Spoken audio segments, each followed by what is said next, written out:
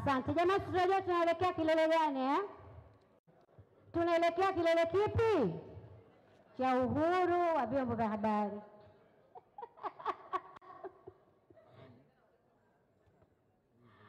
Asante sana. Basi sasa twende tukachukue nafasi zetu na mbongo zetu zikafanye kazi huko. Kazi njema. Asante.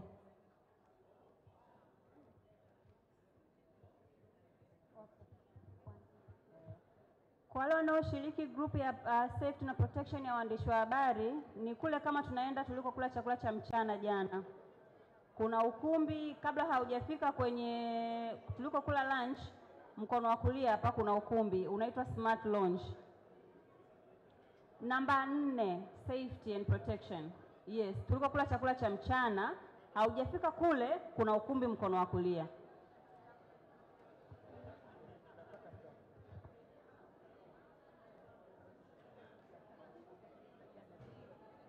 Jenda group number 1 ya media Tamwa, tulikokula chakula jana cha lunch kule tafadhali. So hapa.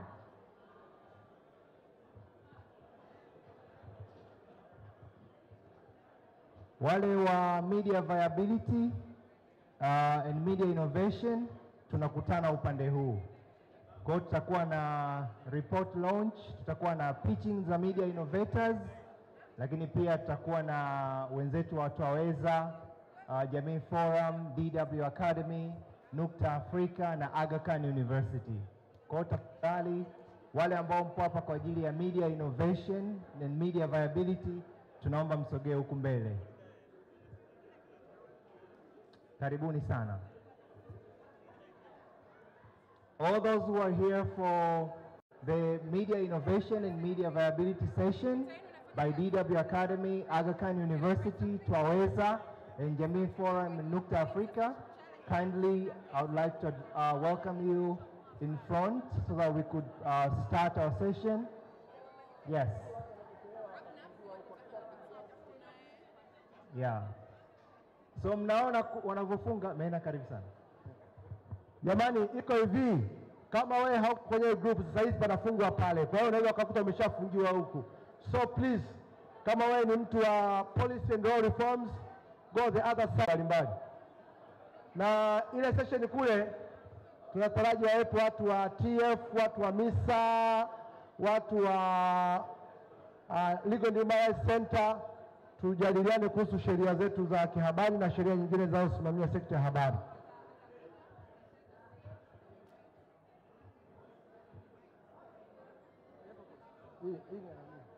My innovation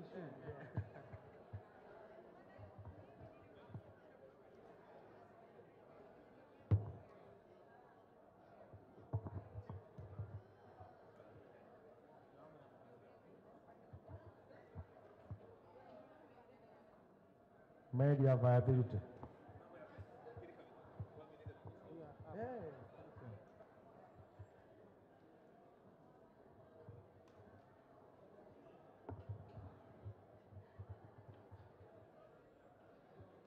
Yanzutwa.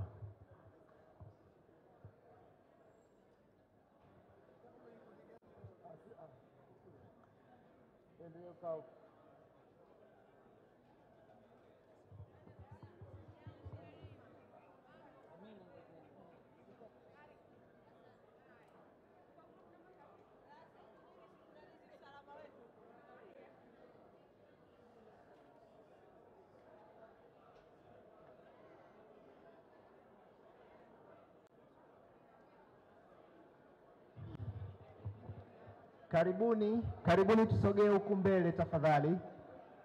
Karibuni tusogee huku mbele. Wale ambao mko hapa kwa ajili ya innovation and media viability, karibuni huku mbele tuweze kuanza kwa wakati.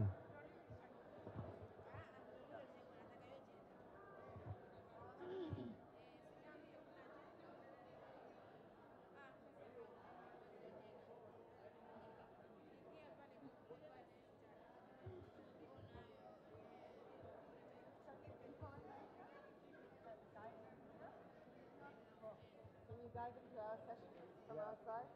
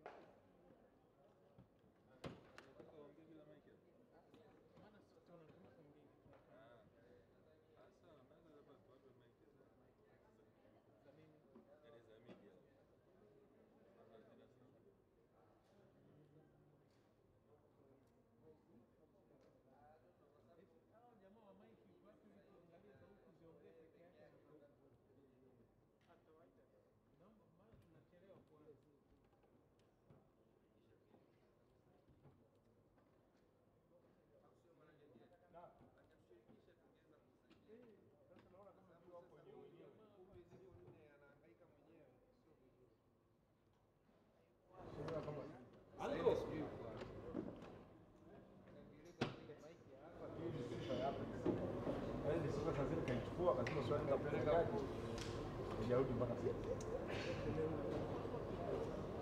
Hapo kumbi kama huu unatakiwa siku zake ziwe permanent. Sehemu kuacha sio hii ya kumove.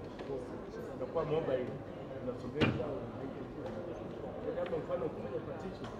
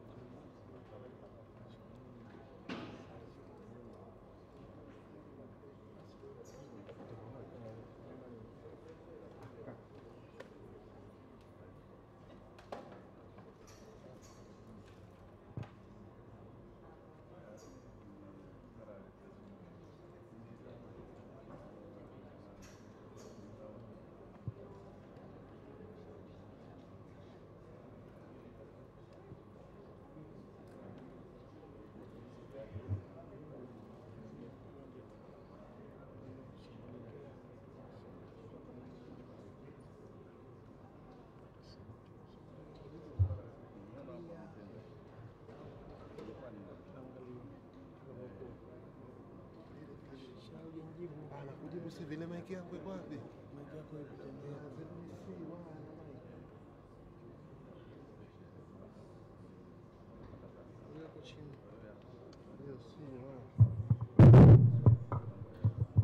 Mic testing, mic testing.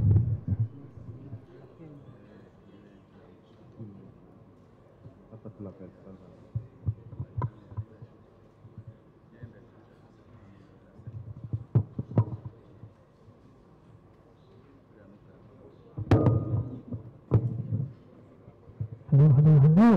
Hello everybody, good morning.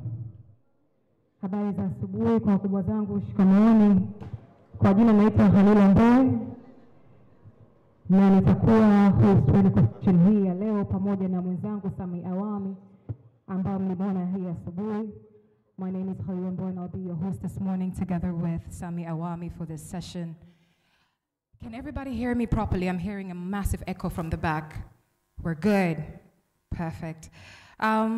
So this session, media viability and innovation.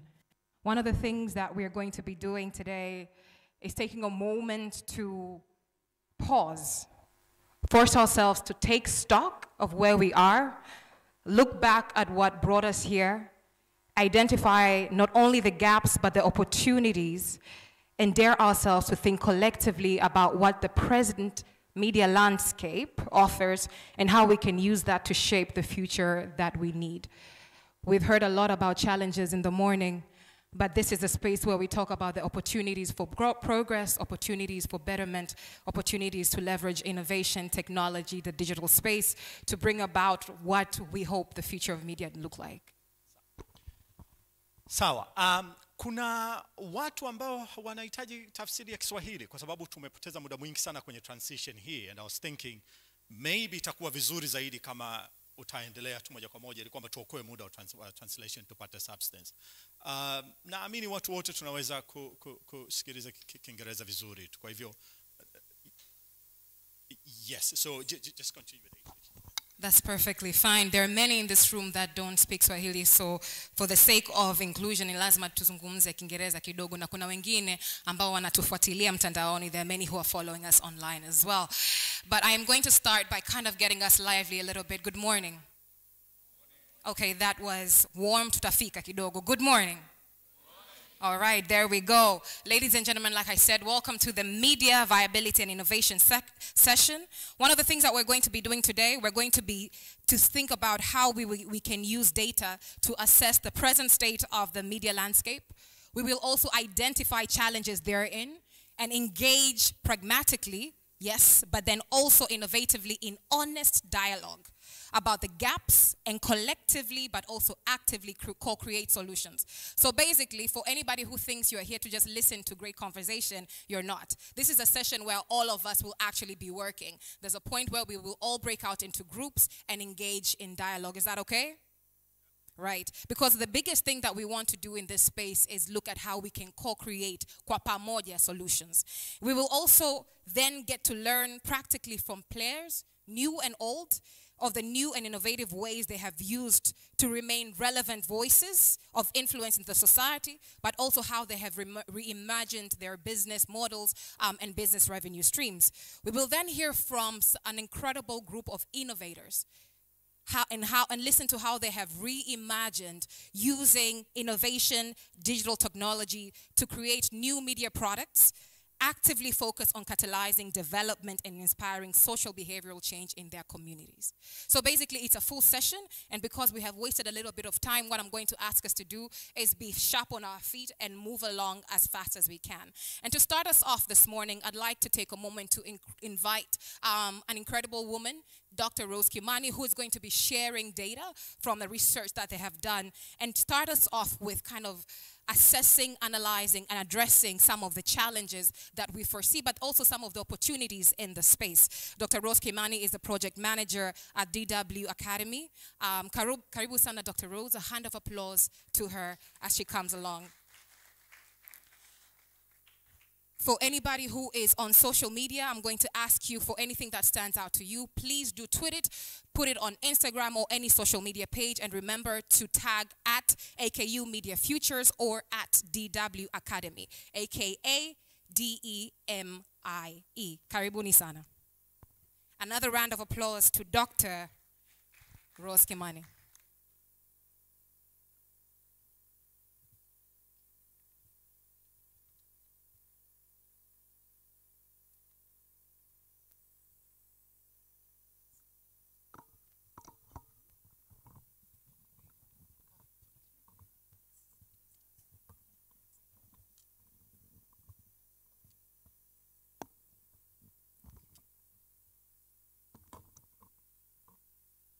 So good morning, everyone. Yes, I'm on, right? It is. Okay, a bit closer. Can you all hear me now perfectly? Okay, great. My name is Dr. Rose Kimani, as you've heard, and working for the Innovation Media Futures East Africa project. And I think I will not take a lot of time, just go straight into the research that we did, which was focusing on the state of innovation and media viability in East Africa. And allow me to say that we carried out the research with our main partner, Aga Khan University, who are also represented here and will get a chance later. And what we were looking at was, as you see, innovation and media viability. And just to define what we were thinking of when we were thinking of viability, we were not just thinking about the money, but also thinking about the quality of journalism that is happening in East Africa. Like, is there quality journalism happening, and is there the finances to sustain it?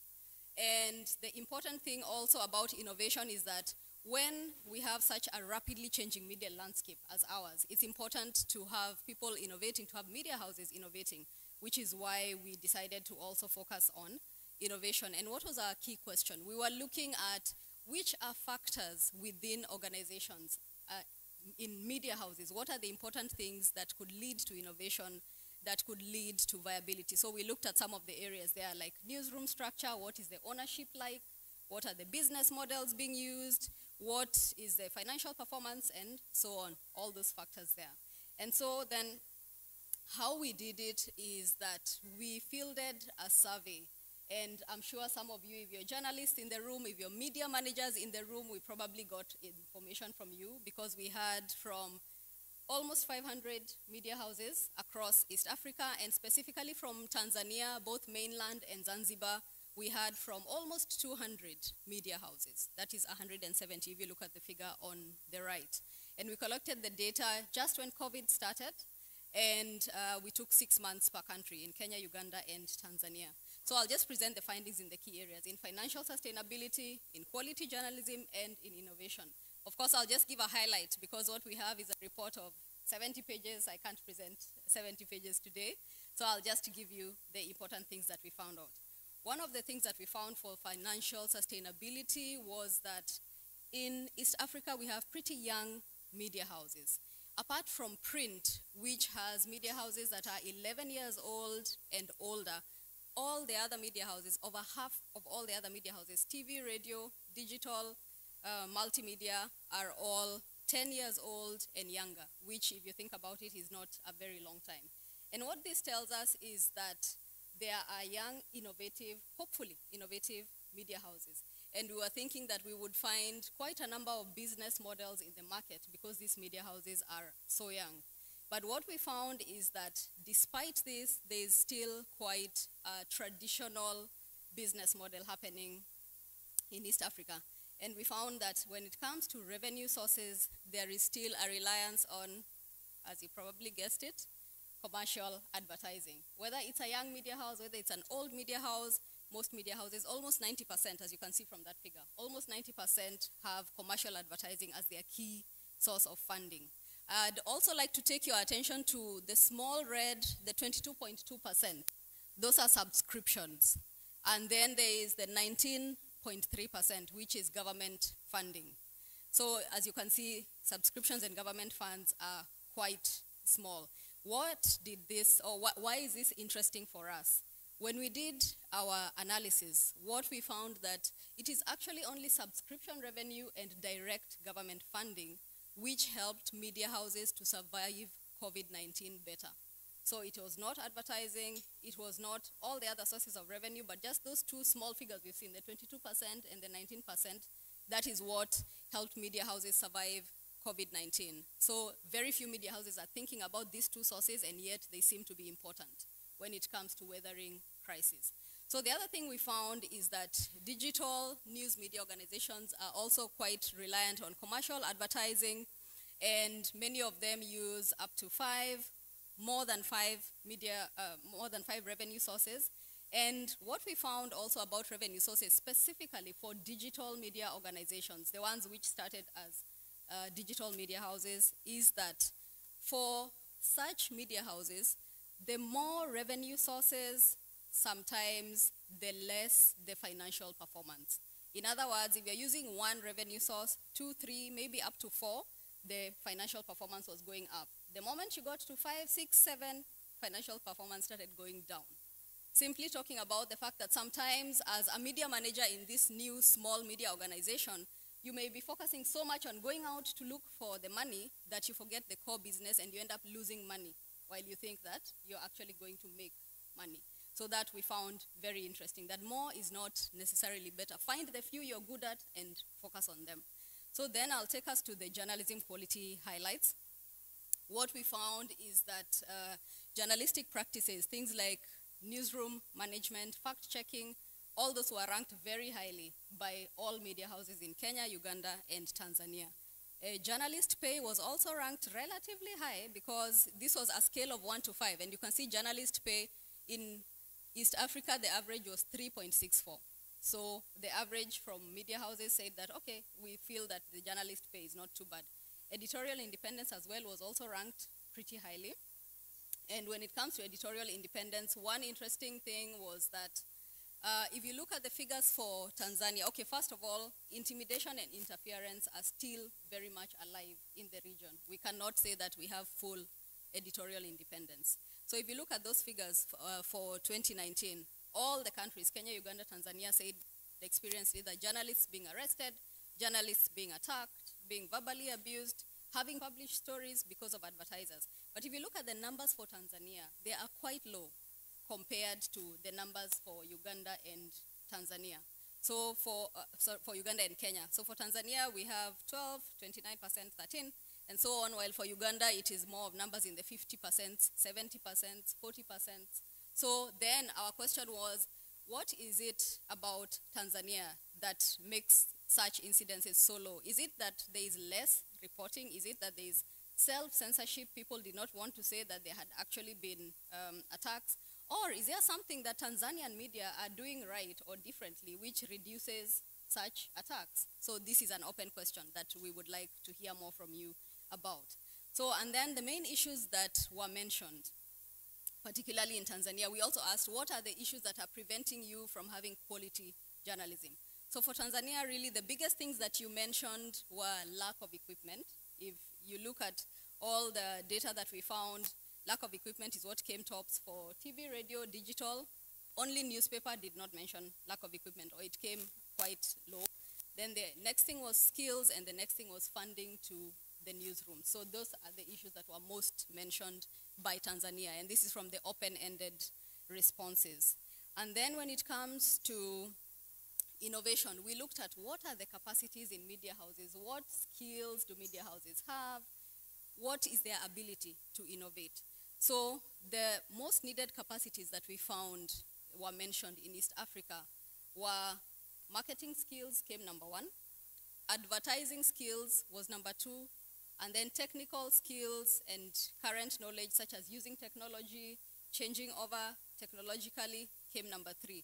So better journalism and reporting skills did not come anywhere in the top 3. It came now number 4, and this was mentioned by only 12%.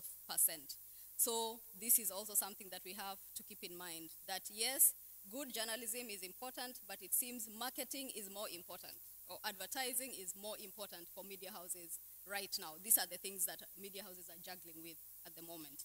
And then in terms of particular skills that Tanzanians needed, there are several capacities that were mentioned, again, by Tanzanian media houses, and audience research was one thing that was mentioned by both print and radio.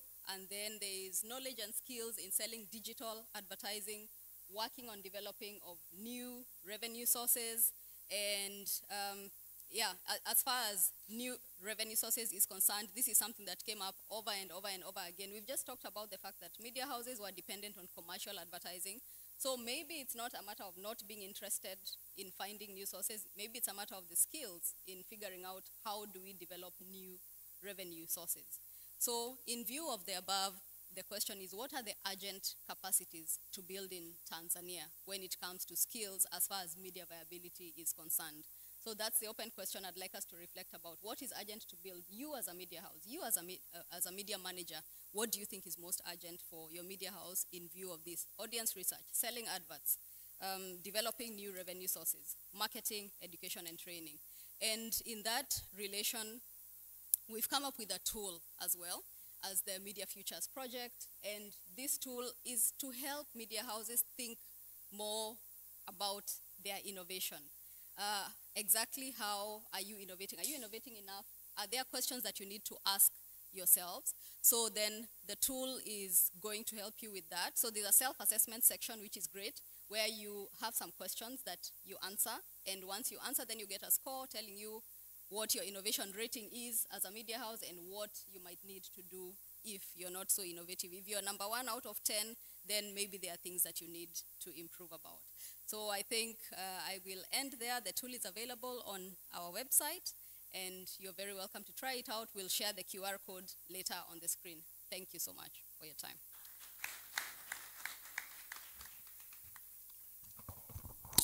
Hayo ni makofi ya kichoyo. Another round of applause to Dr. Rose Kimani. Clap like you mean it this time. Wonderful. How many of us learned something new? Put your hand up. Nice. All right, so how many of you have showered in the morning? Talked. This is a hand up. This one, me, I don't understand. Jamani Africans. It's this one. How many of us got something new? There we go. Nice, nice. There we go. A hand of applause to the researchers as well. Dr. Kimani once more. A lot of times we think that we know, but when you get the data, it's when you can reassess and kind of reevaluate in a way that you can now look at how you can leverage opportunities. And so I'm just going to quickly mention that this session has been put together by a consortium of partners. We have DW Academy, a hand of applause to them, Aga Khan University, Nukta Africa, Jamii Forums, as well as Unaweza, and we'll be hearing from each partner today. Now, to take us on and invite our keynote speaker today, I'd like to invite the Dean of AKU Graduate School of Media and Communications. This is none other than Dr. Nancy Booker. Makofi kwake tafadhali, a hand of applause to Dr. Nancy Booker. For those things that stood out to you, remember to put them online and make sure that people who are not here can also engage in the conversation.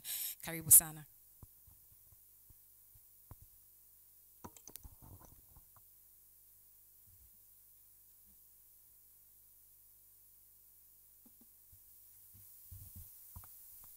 Hamjambo. Good morning.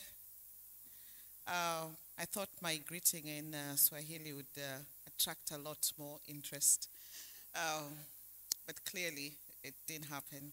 My name is Nancy Booker, and it is a pleasure to be here, but most importantly to introduce the keynote speaker, somebody who's very well known to me. In fact, when I was asked to invite him to speak, I got very excited about that, and I guess he will tell you why.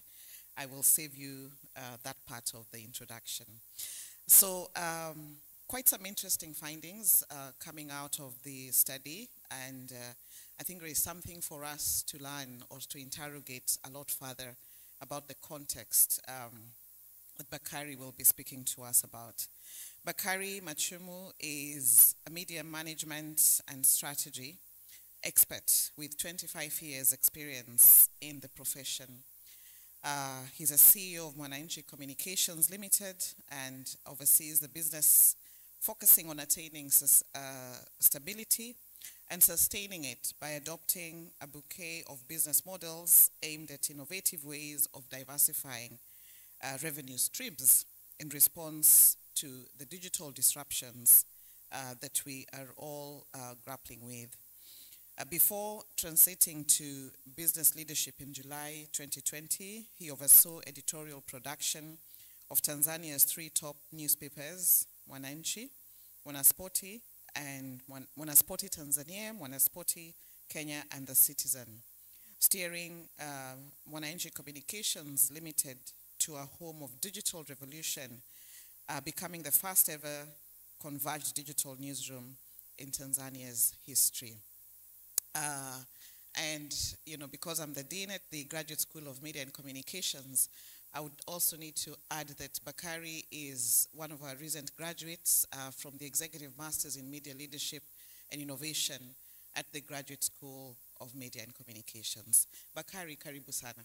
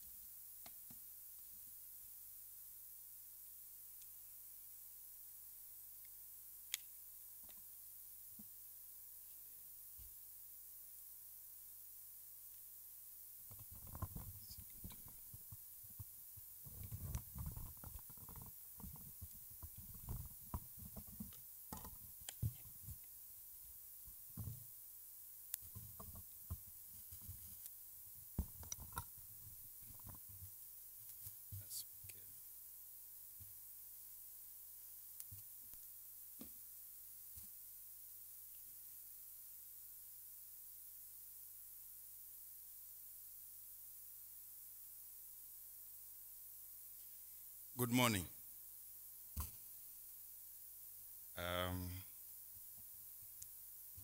It's not always you get to be introduced by the dean, and not just the dean, but your supervisor. Yeah, your supervisor.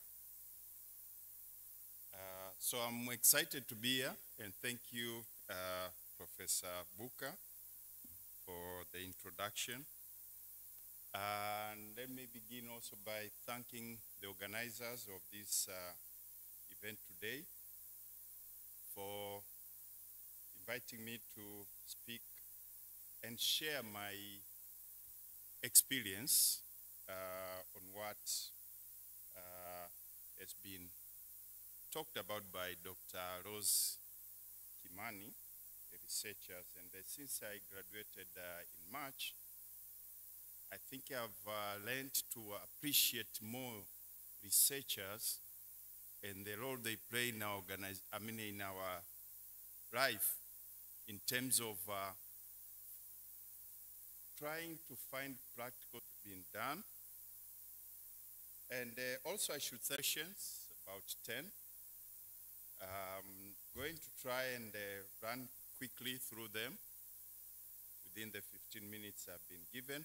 But that's what pretty much I'll be trying to look at and seeing what can we do, especially in Tanzania, but also broadly looking at what are the tangible next steps which media houses need to do to remain viable. And should we do it at all? To surrender to tuseme shughuli imeisha. So quickly, was on print media being hit hard by financially, especially after COVID. So is there still a place for print media? My view is yes. And the statistics, looking at other print-related products, I was reading from World Strated report of January 20th, 2023. And they said in the US, copy sales for printed copies of books went up in 2021 and 2022.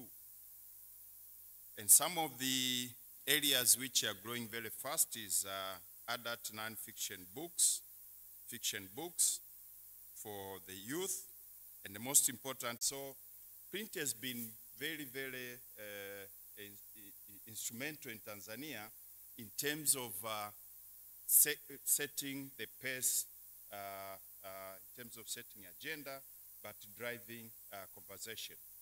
And there are still those who are looking to always have their paper, the cup of tea, and what is the challenge to us is to continue making that content more relevant.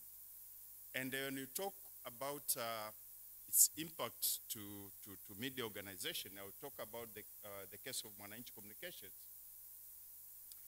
We started digital transformation about 5 years ago.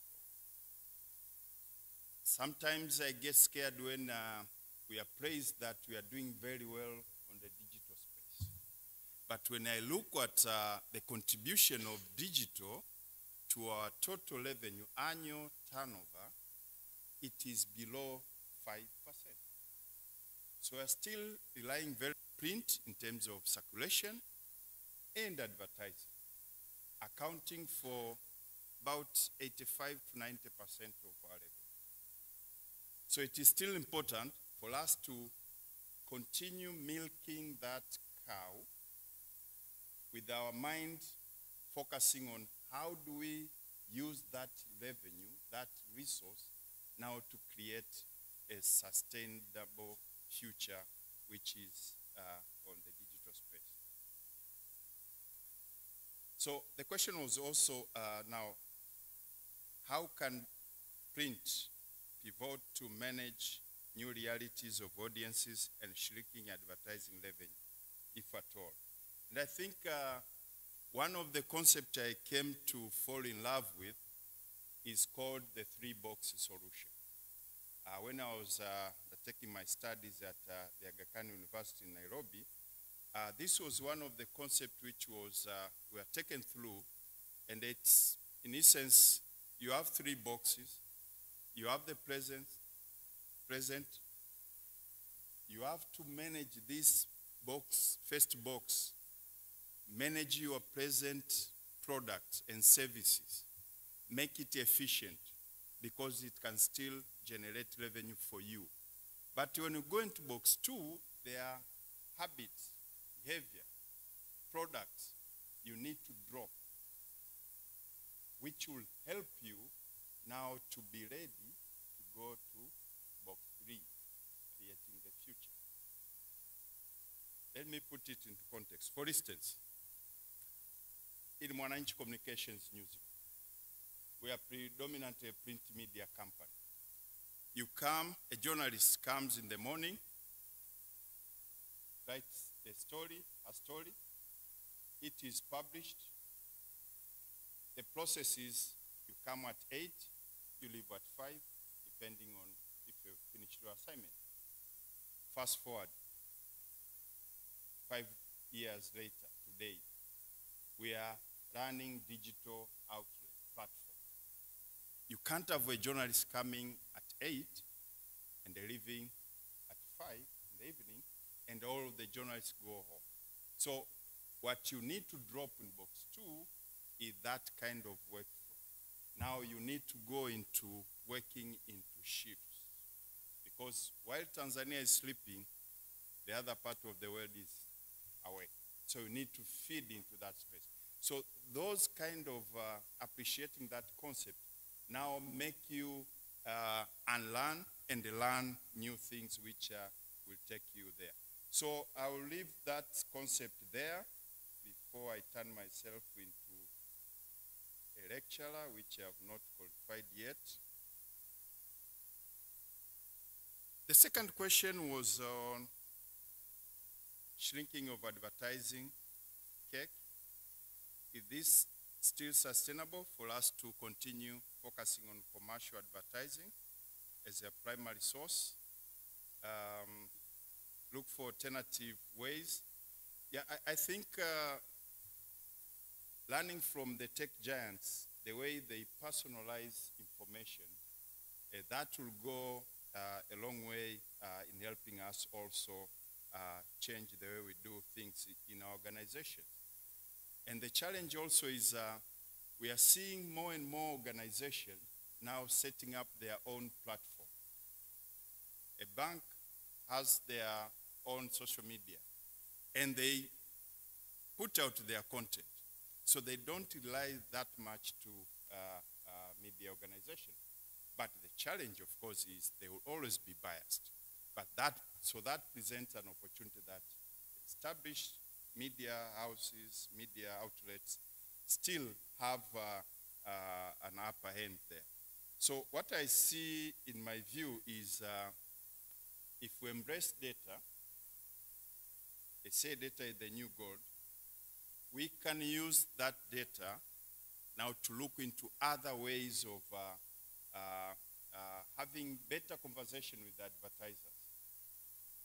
If I'm able to mine data, analyze it, make sense out of it, and then I go to company A, I tell you, you have this product, and I have this audience. These are their preferences.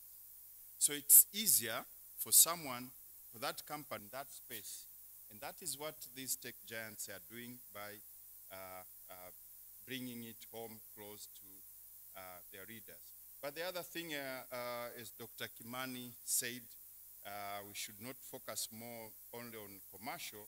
I think the area of event journalism, thought leadership fora, is a very, very strong to explore. And for us at Mwananchi Communications, we started this 3 years ago. As we speak today, I think we have gained a lot of experience in that space, and we are seeing the need from the market, from the country, to want to dialogue, to want to talk about issues to their own country and organization. The last one on this one, I would say there's also an opportunity for media to come up as educators. Last year,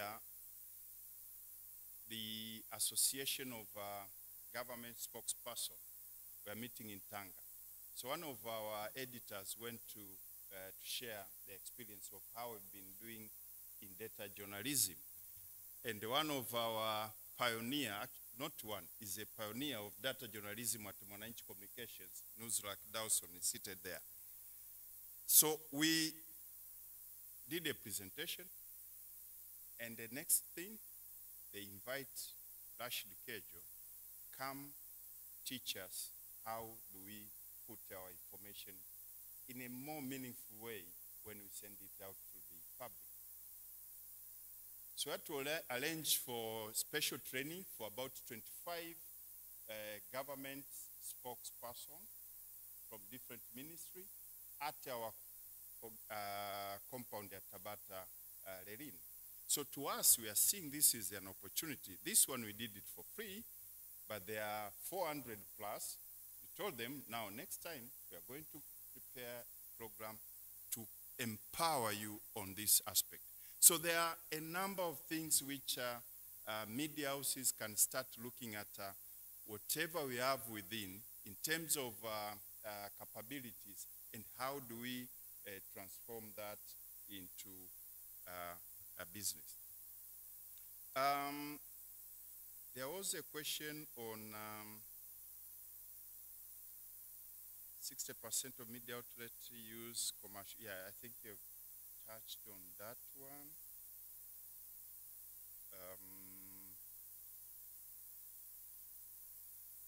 And then source of revenue, can Tanzania audience afford subscription? I think there's a bit of a challenge here, and the research indicated, much as we are one of the media companies with a good audience in terms of mainstream media, we still struggle to monetize from the digital space. And the researchers were asking, is there an opportunity for the sector, media sector, to get support fund?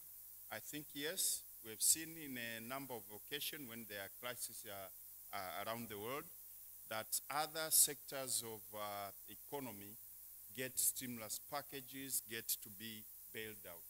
But that has not been a case for media in most of the time. So I think we have to have it, but it has to be an independent support fund which will not compromise independence of these media outlets.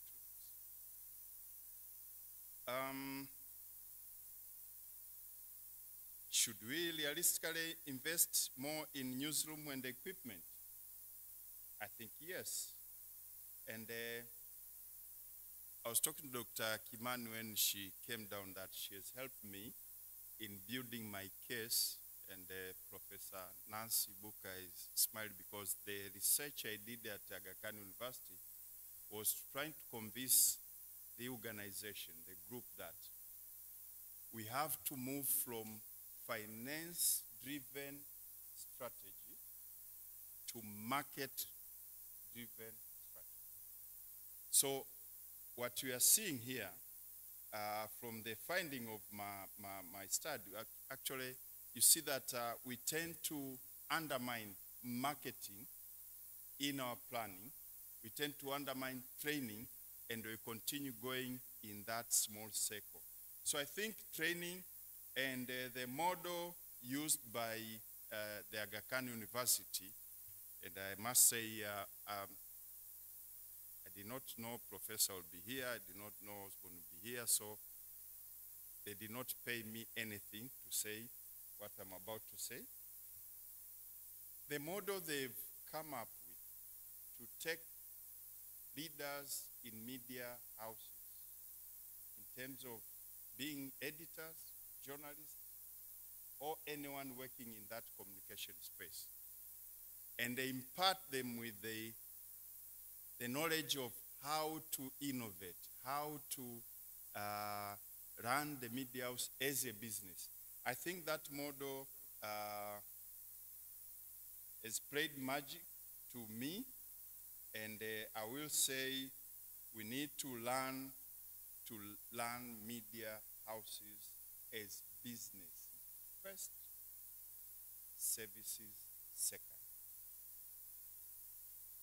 We can't differ on this one, but I believe if we learn our medias as businesses, we'll be able to generate the required revenue, which will enable us to invest in good journalism, and that becomes a free will effect. Number two, editors also, us editors, need to evolve beyond being journalists.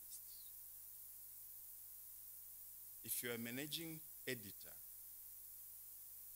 you are managing that business. You are managing people, you are managing resources, you are looking at opportunities. So I think it's the duty for us to learn how do we benefit from that.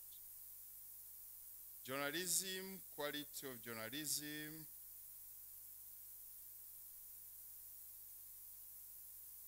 I think that also is covered. Once you have these resources, you will be able to do quality journalism, you will be able to pay well journalists, and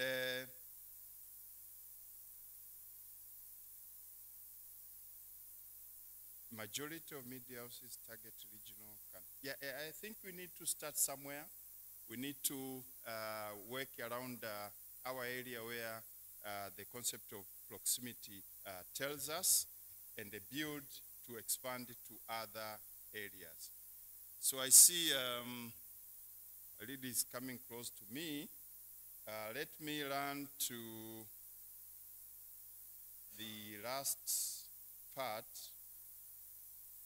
One of the things that was highlighted by the researchers is that most companies are very young. And when I was at Aga Khan University, I did a study, it's one of our assignments, to look at the difference between new and old media.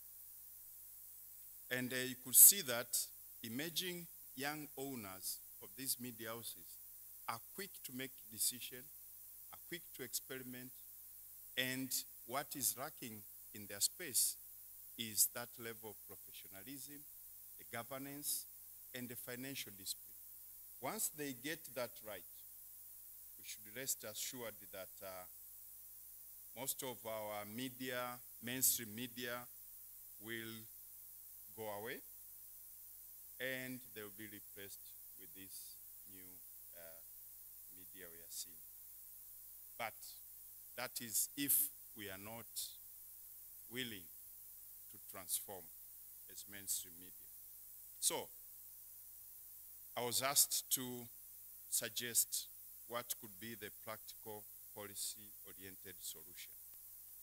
For one, I think media leadership and innovation is a must. As I said, editors need to evolve. Number two, we should build a practical problem-solving training approach. I've talked about the Aga Khan University model. And number three, I believe government in the region need to show that they want to have strong media in the region. Media that is we have friendlier media laws and regulation. They have to pay the debt when they advertise in our space. And lastly, for development partners, I think we should facilitate development journalism.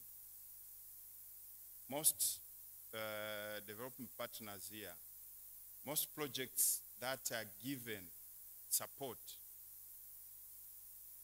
they have to have that communication budget to create awareness about those projects. If you are running a project to impact communities, and then the community, how much money has been put there, then we miss that opportunity of putting them to account. And with those, so many report to their leadership and innovation. And from them, I think the space is going to change. And the professor has a number of quotes coming, asanteni sana. So,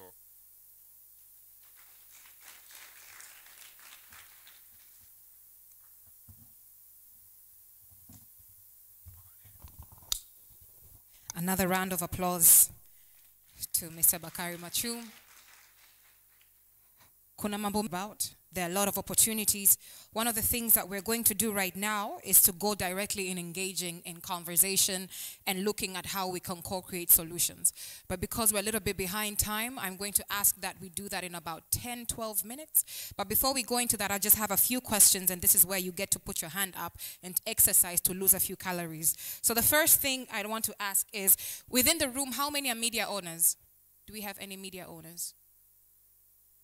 We've got 2, 3, about 5, 6, 7. Great. Do we have investigative journalists?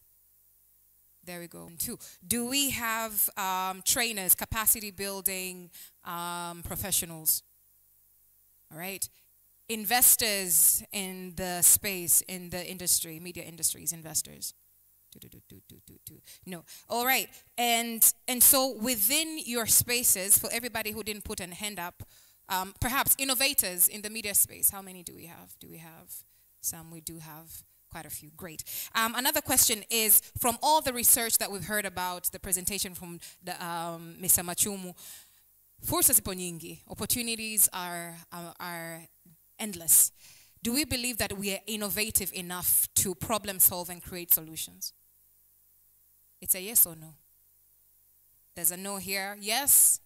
So everybody who doesn't say no means it's yes. So is it yes or no? Are we innovating enough? Are we innovative enough? This side, can I get a feel from you? Are we innovative enough? You're unsure. You're on maybe. We are there. Maybe is yes. Are we innovative enough? Yes, no. Are we innovative enough? I feel this side is a direct no. This is no. So basically we have a no, yes, maybe. This is beautiful because then the next session will get us to break down those thoughts a little bit more. What I'm going to ask us to do, leave your bag where it is. Please, let's separate into 5 groups of 10. Can we do that? Acha begi lako hapo polipo. Kwa mfano, the tables, over here we have enough people. So the third row from the back, what you could do is just move to the row behind you and then turn your chair around. Naomba tuende haraka kidogo, hatuna muda. Tuwe sharp kidogo. We talk about all these opportunities that are available in Africa. One of the things that Mr. Machumu said is young people are quick, but the biggest challenge that faces us ni kwa sababu tunachukua muda mrefu sana kufanya maamuzi. We take too much time to move into action. So let's move into action really quickly. Mpaka hapo unakuta fursa imeshakuja na imekuacha. We're taking too much time to make decisions. We're taking too much time to move. But this is the space where we start talking about how we can. So we have, basically, let me tell you what we're doing. Tuna maswali matano. We have 5 questions. 5 questions that are addressing some of the points that have been raised here. We want to break into groups so each group can actually focus on answering one question. And that's why a group of 3 people is not a group yet. Nahitaji kila kundi kiwe na kama watu 10. It has to have about 10 people for it to be a group, and otherwise you're not a group yet. A group of 2 people is not a group. You're a friendship. Hapa kuna watu watano, we have 5 people here. Can I 5 more people here? Great, perfect. Can I have 5 more people here? We have a group in the, great. We have, how many groups are here? Is this 2 groups or just 1? This is 1 group. Okay, and then at the back, so we've got 2 groups in this space here. We've got 1 group here, so 1, 2, 3, 4. We have 4 groups. That group at the back, is 1 group? The 2 tables? Great. 1, 2, 3, 4. Great. And with the support of Mr. Hesbon, we've got some flip charts. Can I request support? And then I'm going to give you the question. So let's pay attention. Hapa, are we together? In case you are in a different group and you're not working on this question, and perhaps you have a thought, kama uko kwenye kundi tofauti na unajibu ambalo unadhani litafaa lile swali ambalo kundi lingine linalofanyia kazi, bado utaweza kwenye kila meza kuna hizi documents. Sidhani kama tumepata sticky notes. Kuna hivi vi notebooks. Unaweza ukaandika jibu lako alafu tukalikusanya baadaye. Maana yake tunataka kupata mawazo mengi iwezekanavyo. So if you're in different group and you have a thought to answer a question that your group is not addressing, you can still take a paper from the notebooks on your table and write your response. We will collect them and make sure that we're getting as many thoughts as possible. So for this group here, here's your question. Your question is looking at addressing, innovating around revenue models and revenue streams. So the question is, the findings on perceptions of culture by journalists and media managers in Tanzania seem to be the norm with very little innovation in revenue models. Considering you said no, this is a great question for you. So this saying kwamba, on one end, the data is saying that there's innovation. However, what we're seeing is we have traditional revenue models that are the norm. The question, what can be done to support NMOs innovate around revenue models and revenue streams?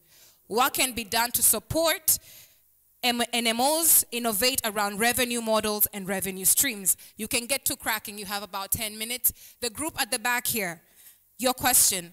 Out of 12 different revenue models used by East African NMOs, only subscription models and government advertising support were found to be a positive correlation with financial performance.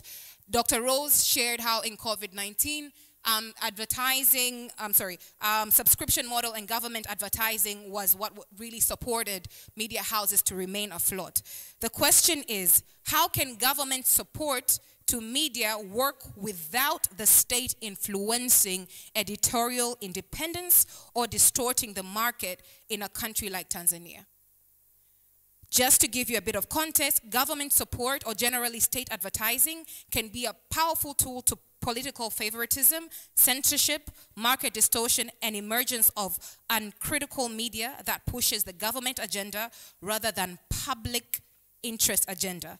But it does seem that the government support in some format is necessary. So then, how can government support the media work without the state influencing editorial independence? That's the question. Are we good? Are we good there? Okay.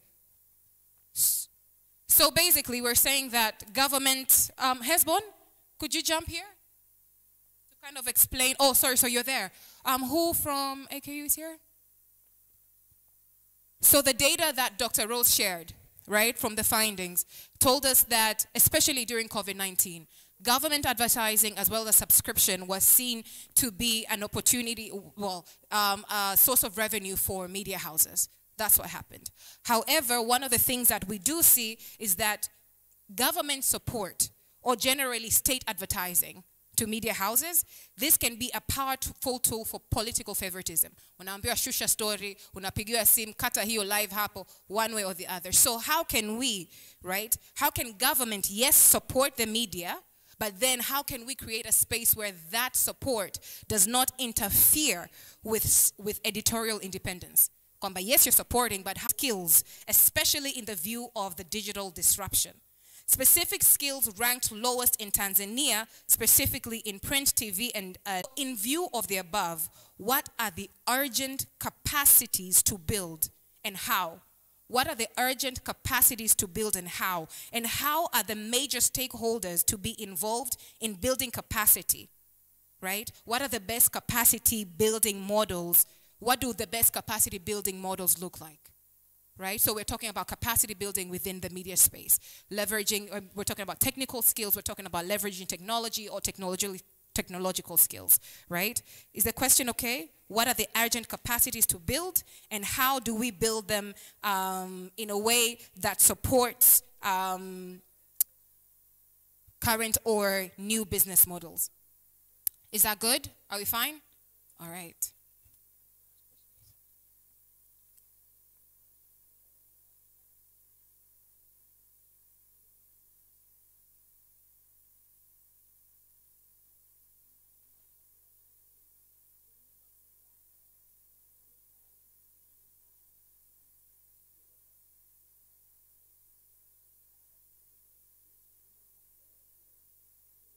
Okay, group number 4.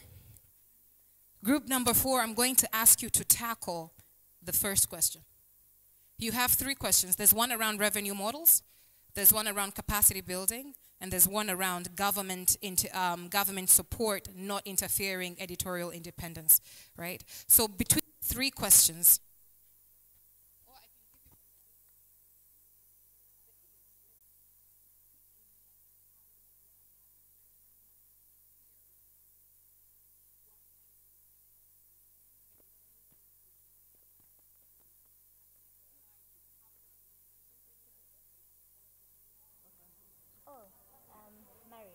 Unaweza in residence, and so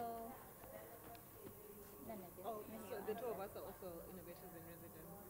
Yeah. Are innovators in residence.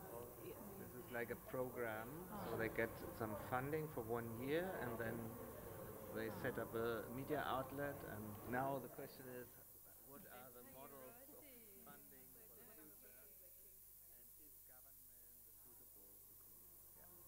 So because just maybe the study suggests can be problematic if the government funds media, because it can decide, okay, I like this opinion, I don't like it. So the question is, yeah, I think the second thing is around government putting in place policies that should govern the media. So oftentimes they just put in place these policies, but the policies they're not implemented. And so if we're talking about support for media, yes, for media, I think it's important that the government creates a very great environment for media to function, like I think we have so many laws in Uganda, for example, but these laws don't actually work at all. And so just the government being intentional in making sure that these laws function, they're implemented and actually support the media. So that would be implementation of... Yes, so implement the laws that support media. As some of the laws we do have more of infringe on the media than supporting the media. So I think that would be one way. Implementation. Any thoughts from your side? Any idea? Oh, you want to hear from me? Yes. Okay. Yeah, I'm Julita, a program officer in the National Commission for UNESCO Tanzania. What we are doing there is to look about the implementation of the law, recommendation and conventions of UNESCO about this media, how to follow the rules of journalism in international level, and also we look on the access of information at all. Even that, we are also looking about preservation of documents in digital use by using digital form. This is what we do. Apart from that, we have also freedom of expression and whatever. So I think what I do get is government needs to partner with very strategic media development organizations to see, so like UNESCO, for example, what you're doing, and that be realized in other either parts of the country. And so these strategic partnerships with development partners like yourselves are very critical and important to ensure editorial policy and independence. Simon?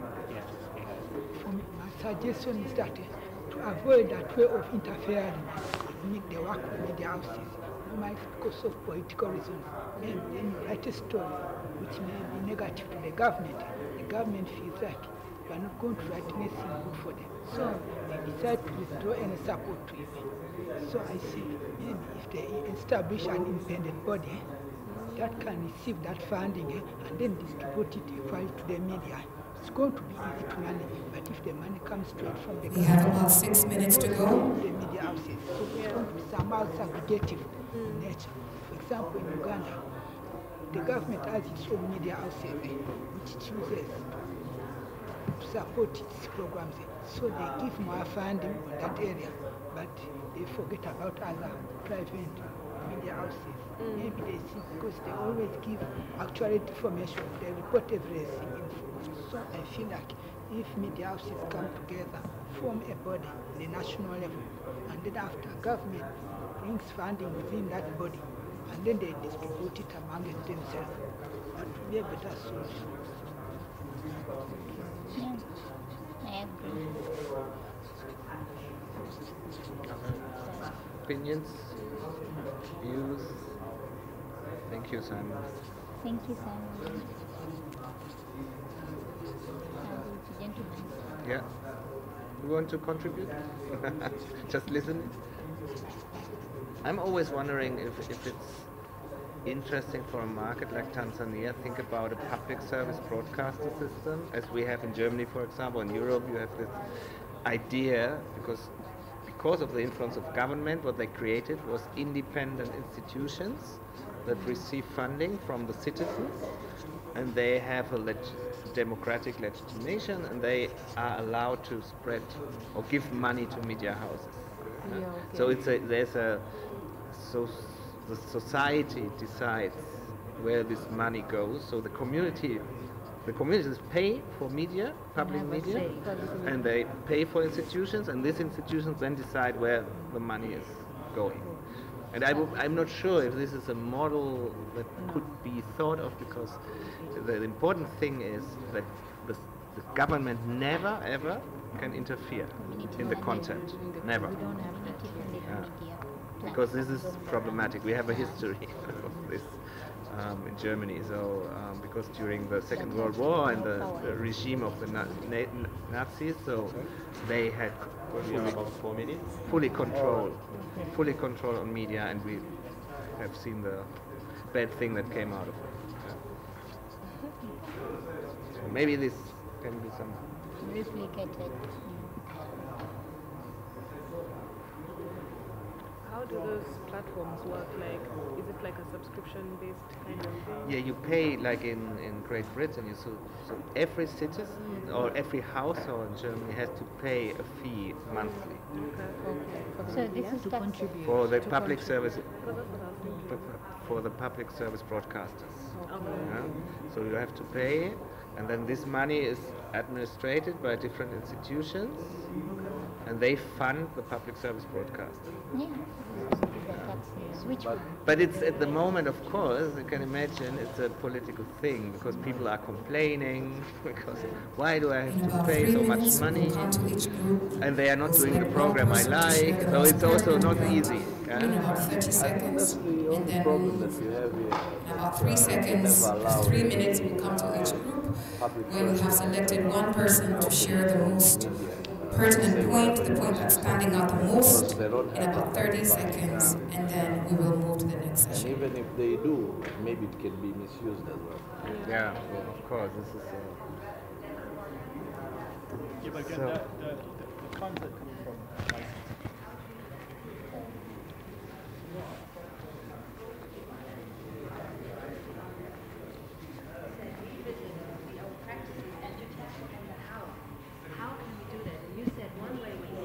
The editors should be trainers. We should work on the job. What are other ways to get there? Yeah. It's the time now for the media to start thinking innovation is a part of the media house. It's difficult or it's not sustainable to rely on technological education to find some trainer from outside to train your journalism on adoption or the use of certain technology. Yes, you can train this year, and then the next year someone innovates other technology. We need to train them again. But we need to have inside innovation so the media house can develop their own tools instead of relying from external trainer or innovator to come with their own innovation. It can help the media to sustain, to know their demand and how to navigate with the challenges they are facing. Yes. We have 1 minute. I just wanted to add 3 things. One, leverage your partnership. Wrap up, select the person who's going to speak.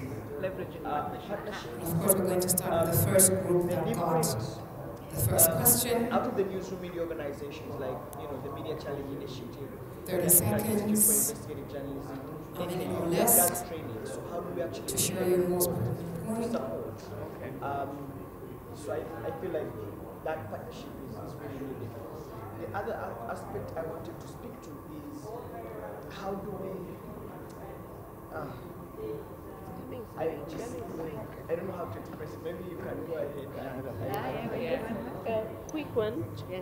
There is issue of succession plan and innovation within the media houses, because if you train people and then you do the exchange program as has been advised, and if there are no proper succession plan, somebody can move from one media house over to another industry, and then you have to retrain again the other group next year.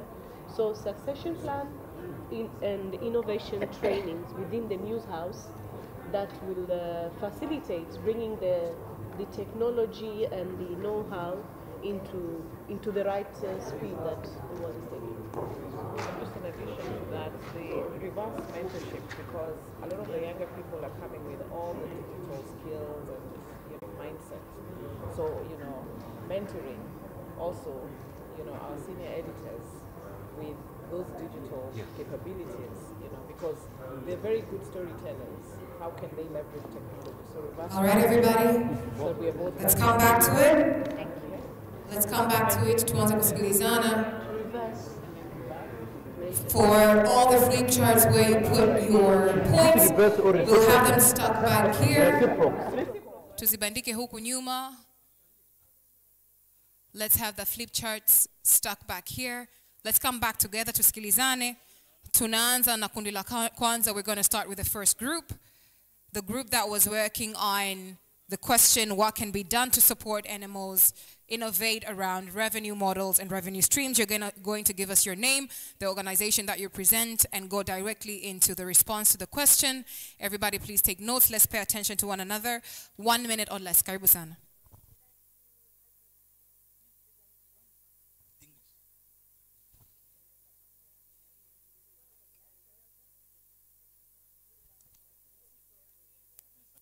Hello, guys. Our group was discussing revenue models. What can news media? Hello, guys. Mike said hello, guys. Everybody say hello. Hello, guys. And this is not guys, even ladies. Hello, ladies and gentlemen. Hello. Hello. Group number 4, hello. All right, hello. Great. Karibu, Mike. Thank you. So our group was discussing what can be done to support news media organization to innovate around revenue models and revenue streams. Point number 1, I think in a Tanzanian context, our media is still generalist, which means 30 years ago, when media was formed, media did everything from children's shows to news to religions to music to, drama. So to attract revenue models, we need to understand our specific audience, a group. So for example, we said Tanzania's economy, 60% of it is based on agriculture. So do we have an agricultural-based news media that addresses farmers' issues, which can then turn into revenue, which means from seedling companies to banks that have advertisements to farmers can then use this radio station or TV station to target an audience. So right now, our existing media cannot be on economy. So if women, and so you'll ask me, Mike, what kind of money is that? So women decide what can be men's money. So our media needs to then attract women as listeners and viewers so we can able to unlock revenue money. And the last... Wonderful. Thank you. A hand of applause to Group 1. They were not able to share the last point, but the reason we have it back here is you can come over and read it. So basically specialized programming, but at the same time, look at how we can target women as a critical target group. Who's representing from this group?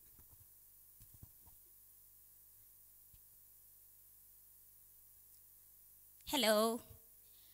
So we were basically answering the question, how can government support media without interfering?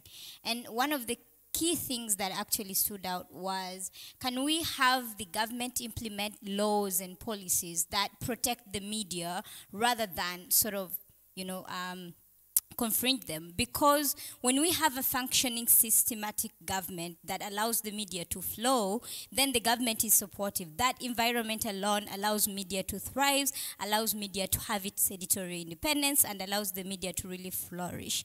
The other thing that also stood out was we need to have government work with independent funders or organizations, and where that came from was a good place because we're innovators who have participated in the Innovators in Residence program, and we saw what this funding sort of did to thrive or to allow our innovation sort of grow in a period of just 1 year. And if that can be reciprocated, and if government can continue to actually facilitate these sort of partnerships, the media would function.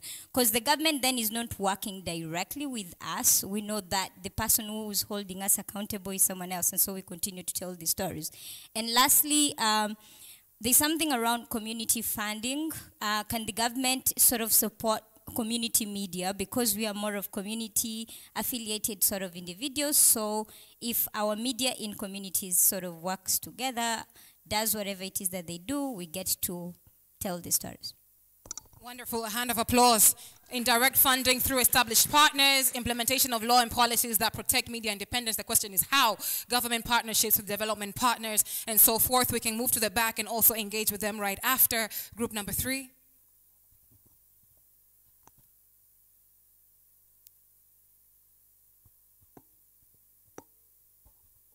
Hi, everyone. Hear me? Elizabeth Riziki, National Director, Media Institute of Southern Africa, Tanzania chapter. Our group had to discuss on the urgent capacity building and how the capacity building is needed in the media and how to utilize the digital space. So what we saw is urgently we need training on how best to utilize the media space for the editors and journalists generally, because currently there is a space between the social media influencers and the real journalists that is not very good. That I wake up in the morning, I find already somebody has already posted something, or the so-called independent activists. They know how to do fact-checking very fast. They know how to attract traffic and everything, and some are really good in giving the right information. How do they go about it? It's about the technology, it's about the technical know-how, and how best to reach out the information. So we need to take our journalists to train on that areas. The issue of leverage and partnership, it has been discussed that previously there were some exchange programs that were going on. We can even do it within the East Africa context to start with. We have experts in the newsroom in Kenya, in Uganda, and Tanzania, and in the digital and technology know-how. We can have some programs that these three groups exchange. You go to learn, you share, and you come and improve. But also having a succession plan and training, media training in the media houses, as well as mentorship, which is reciprocal, bringing in all the ideas with the new ones, having all the editors having their best practice to the new ones, and the technology needs to make sure that. Thank you very much. A hand of applause to this group number 3. So basically succession planning, mentorship, leveraging partnerships across the region, but then also finding ways for editors and influencers to work together, because right now the digital space is channeling out information. Oh, you're speaking? Oh, okay.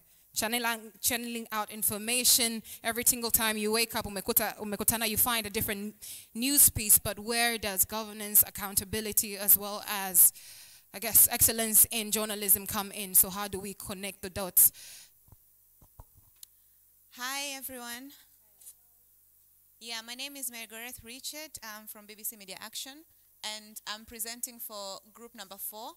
So our question was, what are the urgent capacities, and how can we able to implement them?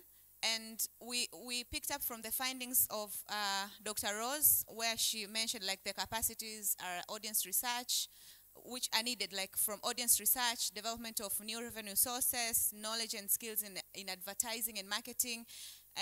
Yeah, and you can read it from the report that she shared. So for us, we thought one of the key things that we should do is to go back to our learning institutions in checking like the curriculum review. Like the current curriculum that is used in our journalism institution is mostly outdated. Like it's not going with the current context of digital and innovations that is happening at the moment. So to go back and review and see how can we change it to go with the current content and context. But as well, we said about education policy change to go with the current context, because we know that the policy is the one which is shaping and how the education should be. So like if the policy addresses 5th point with the trend that is going on at the moment, whereby we see many talents in the media which are not professionals, and so we want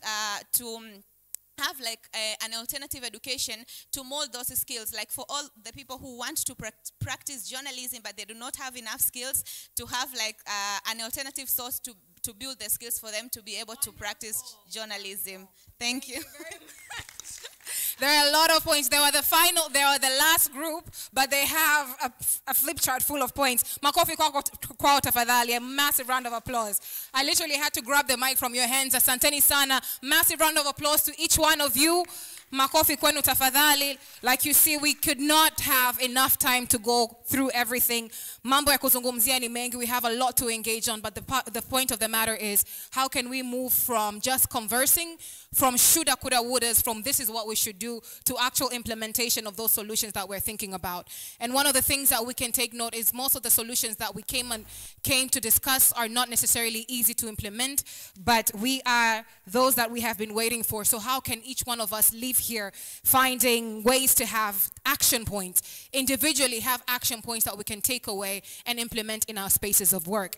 And to move into the next session, we're going to actually hear from some implementers, some people, some young people who one way or the other found issues in their communities and they decided to use innovation, tackling and leveraging different media opportunities to create innovations that can now be the solutions in those communities. To move us into that session, I'm going to invite Benson Gitaiga from AKU to now invite the innovators, and they're going to take a few minutes each. Each group has about 5 minutes to run their presentation.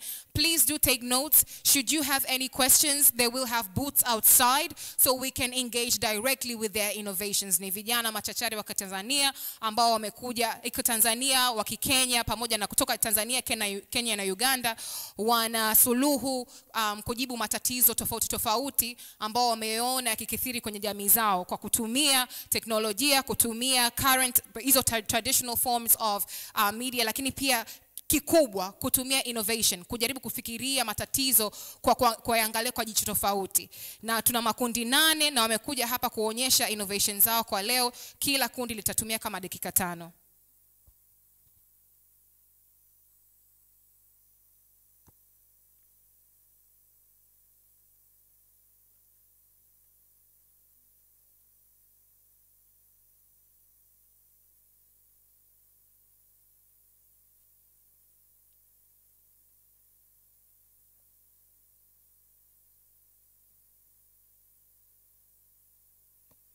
Okay, kumekuwa na mabadiliko tena kwenye ratiba. Tutakuwa na session nyingine ambayo tulikuwa tumeplan awali. This is going to be led by Sami Awami. Sami, karibu sana.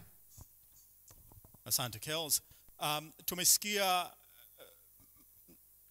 taarifa nyingi na interesting kutoka kwa presenters waliopita. We've heard from Dr. Rose, who talked about how media heavily relies on revenues from government or business advertisers and things like that. We've heard from Bakari Machum, talking about how, newspapers, the legacy media is still quite core and important in generating revenue as opposed to digital media. Sasa tutakwenda kusikia kutoka kwa watu ambao actually doing this. We have we have Tony from Chanzo. Please, if you could come forward. We have Abbas from Media Challenge Initiative from Uganda, and then we have Nuzulak as well from Nukta. So these gentlemen are actually, trying to navigate all these challenges that we've had and some successes. And so they're going to share with us actually how is their experience, the hands-on experience that they've had since they started their media organization. The first one I'll start with Tony from the Chanzo. I'm a massive fan of Chanzo. I think they're doing amazing work. So could you tell us, please, about your experience since you started and how have you been finding out? Yeah, thank you. So my name is Tony Alfred Kirita. I'm one of the co-founders of the Chanzo. It's a digital media operating here in Tanzania. So we started in 2020, and we started with understanding that the media landscape is very hard, and we need money to operate. But the first most important thing is that we wanted to build a unique brand of news outlet that is with its own mission to inform the public, but also to speak about issues that are important to the public. So when we started, that is in 2020, for a year, we did it with our own money. But, and by then the investment was only the 3 of us. We are 3 co-founders. But from 2021, that's when we started to figure it out how to make it a business in a way that we can actually fund our journalism. So we position ourselves as a creative outlet, specifically in informing the public on some of the complex topics in Tanzania, be it about the loans, transparency and accountability. So we position ourselves there that way.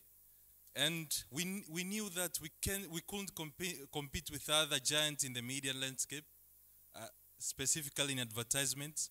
So with time, we create a separate niche. We are offering these other media-related services, specific creative services. So we work with companies that we offer them services from specifically some of the company an organization that relate to some of our content that we usually generate. So you have a report that you want it simplified. The Chanzo can do it. You need a short 2-minute video, the Chanzo can do it. And we've been doing that. So from 2021, we're 3 people, the founders. But then up to now, we are like a team of 18 people. And there's a lot of money that we are generating from some of these creative services. So most of the time when we say that we are not here to tap advertising market, because we know the cost of marketing will not be, we will need to invest a lot in marketing, but we need the fund now. So that's why we decided to do with what we have.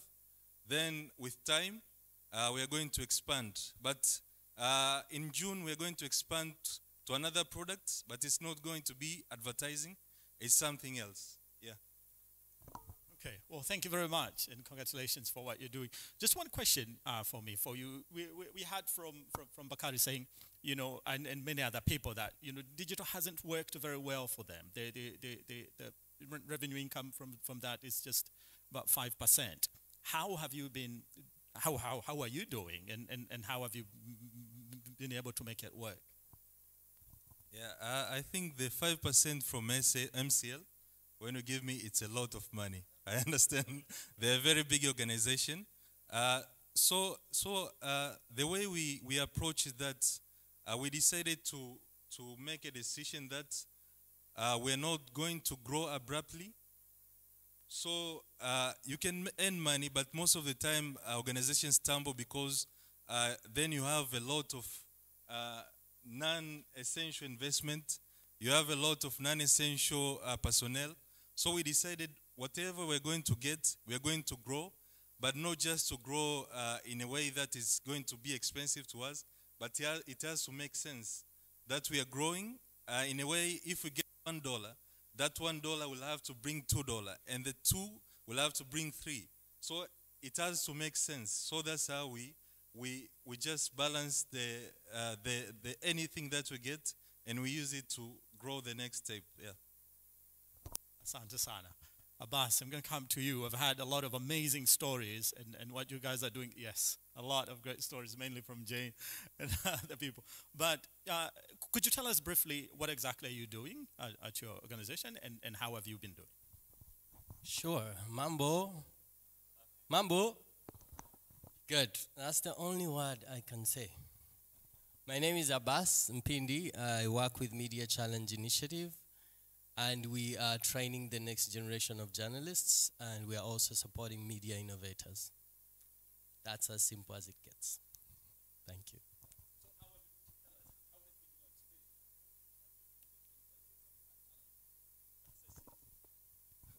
Our structure is different. So we are a training and capacity building organization. So to the subject that we're talking about, media viability, we approach that through education and at different levels. So the first level is you need great journalists who can do quality journalism. So we do training and building capacity of young journalists so that as the industry is demanding new talent, new skills, we have a pool of talent that you can recruit from.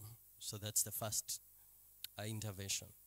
The second intervention is supporting media innovations like his and Marion, the bank and others, because we realize that each and every day there is a new demand for new level of content. And there are young people that have new innovations and new ideas that need support. So we created the MCI Media Hub, which is, would say, a co-working space or an innovation or incubation center where young, brilliant, amazing journalists who may not have a chance to go to the mainstream media have an option to start their own startup and build it. And that's where we get support from, you know, DW Academy, Aga Khan, to accelerate them further, to take them through issues of media viability and how to sustain their businesses, right? And what we can do is provide an environment, a fun space where they can walk in every day, knowing that they will not worry about rent, they will not worry about internet, they will not worry about mentorship, because there is someone being able to cushion that. But that takes, you know, a resource behind the scenes to be able to put that in place, which happens to be MCI. And then the other third intervention is news literacy, right? So, which is also part of education. Like the audience needs to be literate enough to consume the content and know why it's important for them to have very quality journalism.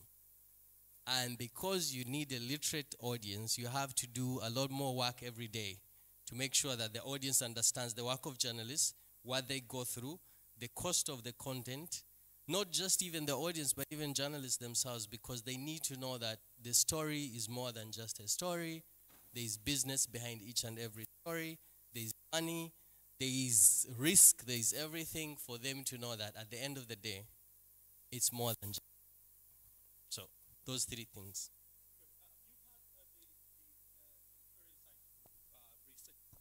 You've had the very insightful research by Dr. Rose there. How much could you see is reflective of what you're encountering from the people that you're trying to support? How much of it that you've been seeing, you know, happening or experiencing with this, you know, young media organization that? I think one key insight is that it's the understanding of there's just a lot of, like, the audience is demanding. You have different categories of audience, and those audiences need to be fed differently.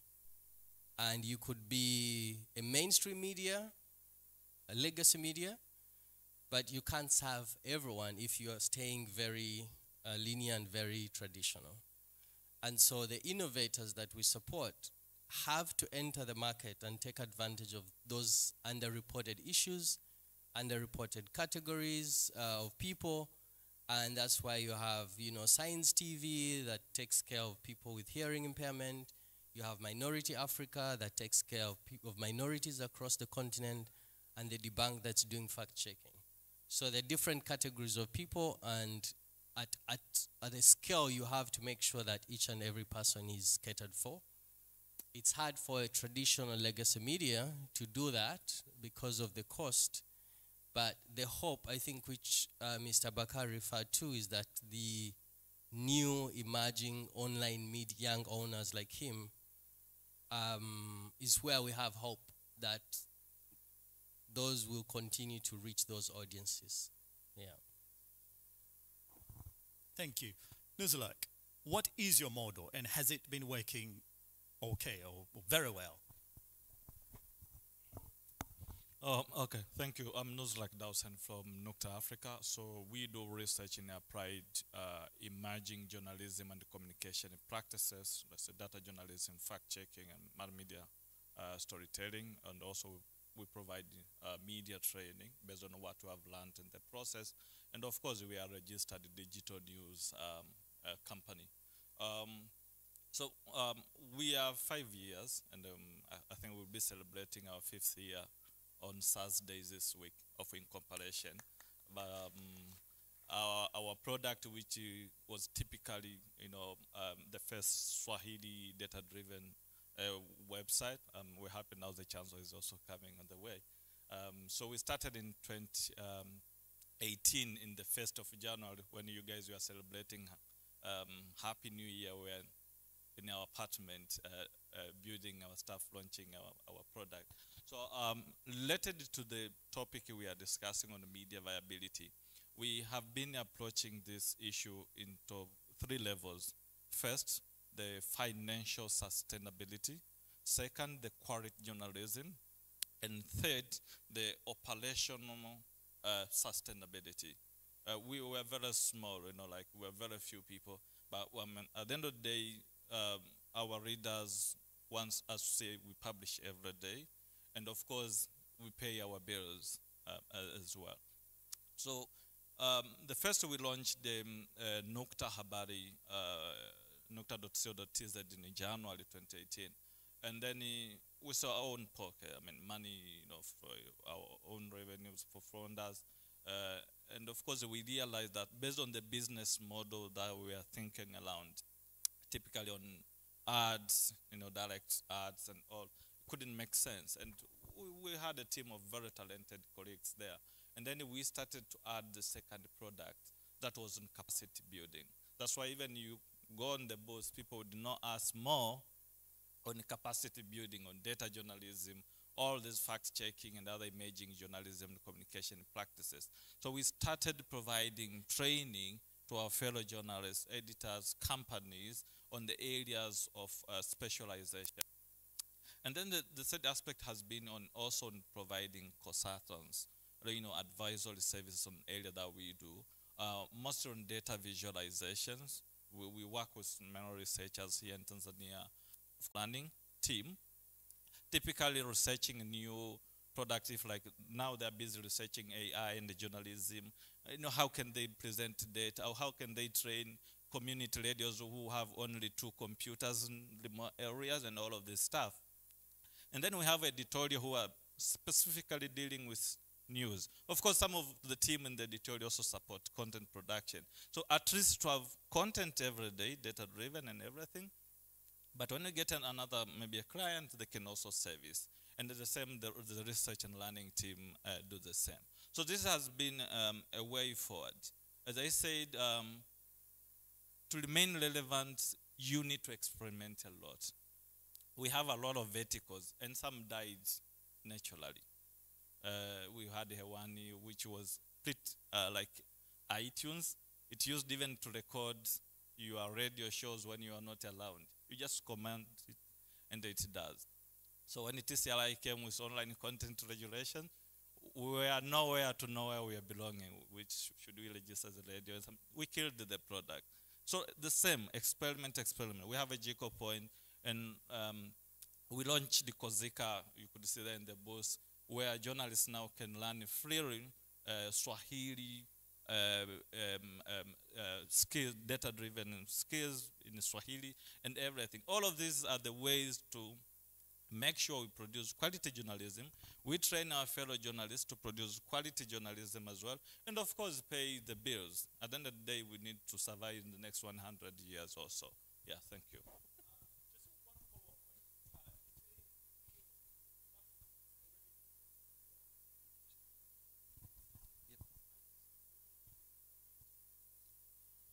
Okay, Nukta is not big, let's say, like Mananchi, like whatever that is. And we all understand here, I think across the East Africa either.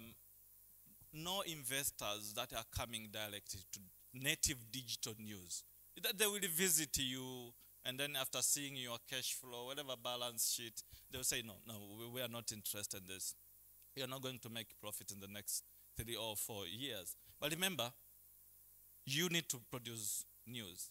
And as Bakari said, like initially we used to think news business like journalism as a service. You produce service. And most of us who grew up in the newsroom, you think a lot about your story rather than thinking about your money. And that's why even we've been struggling. Most of us, like you grew up in the newsroom, maybe you are promoted to a news manager. You think most of short to medium, levels. You don't think on long term. So all of these also contribute towards. So on this 2 to 3%, we understand we will definitely grow. We started with, let's say, 50 users. For us, we count users instead of views purposefully.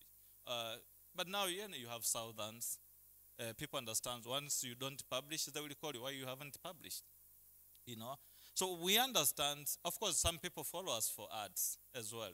We haven't put much effort on ads, but they will definitely call you. Some will come, hey, we want to sponsor, and we have to agree on the terms. These are our terms, and these are your terms, so that you don't affect our production line. Because if you come every time and say, okay, I want you guys to do this, remember we also have our own strategies to achieve. Of course, we are sitting between survival and the growth, which is very important for all of us to understand this. We shouldn't preach something that we don't do in their newsrooms. But the truth is, as we grow our audience, we also need to pay our bills. So all of these good things, data journalism is new across the region, across the Africa. Very few people who went to school understand what we are doing.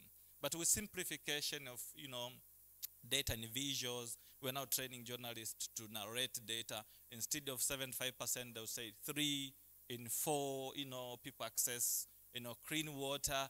All of these will help us maybe reach somewhere. One day, once we meet here, we're likely to say, okay, 50% of our revenue maybe is coming from our digital thing. But I'm a little worried to build news strictly. Thank you. Thank you very much, gentlemen. I think I'll allow you to go back to your seats. Now, the liberalized media industry in Tanzania, as we know it today, started only, in the early 1990s.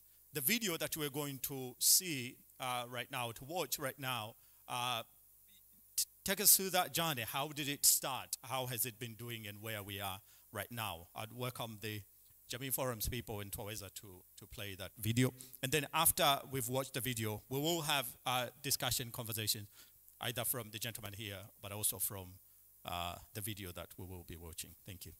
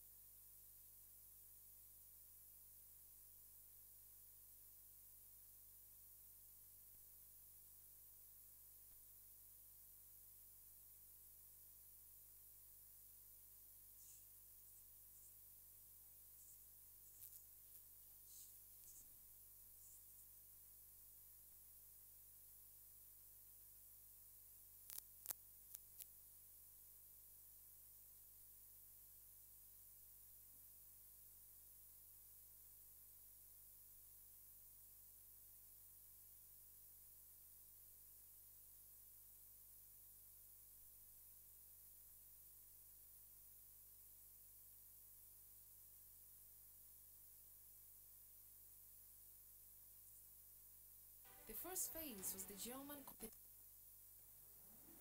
The media industry in Tanzania is undergone 4 distinct phases, each with its own characteristics and goals. The first phase was the German colonial media, which aimed to advance the interests of German settlers and farmers. The second phase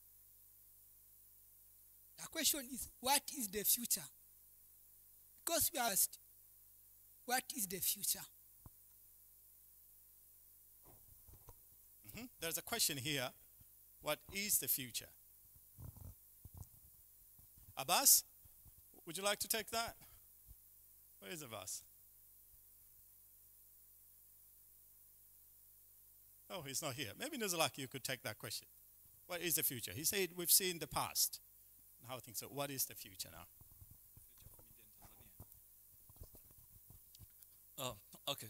This is a very broad question, but I will try my level best to respond. I mean, journalism won't die today, tomorrow, even 1,000 years to come. I think the medium will be changing over time. The news consumption behavior will be changing, but it won't disappear. The only important aspect here that I'm really worried would be on how newsrooms would be raising money, also maintaining their independence. Because like yesterday we were discussing here about artificial intelligence with journalism, with ChatGPT, now creating stories through robots, filming news presenters and all of this stuff. I mean, the news processes that we had 10 years ago, they are likely to change completely, from news gathering, editing, and the dissemination. But what defines journalism won't change. So what is the future? The first would be newsroom or media houses or news outlets that will be producing high quality content will still have audience. That's very, very important to know. Because with ever increasing misinformation and the disinformation, some people are now seeing, okay, some of this content that are going on social media, they're not true. And remember, our business in news is we are selling trust. That's why you are choosing CNN, you are choosing BBC, you are choosing Nukta. Informations are everywhere. Even to your auntie, your uncles, you have information.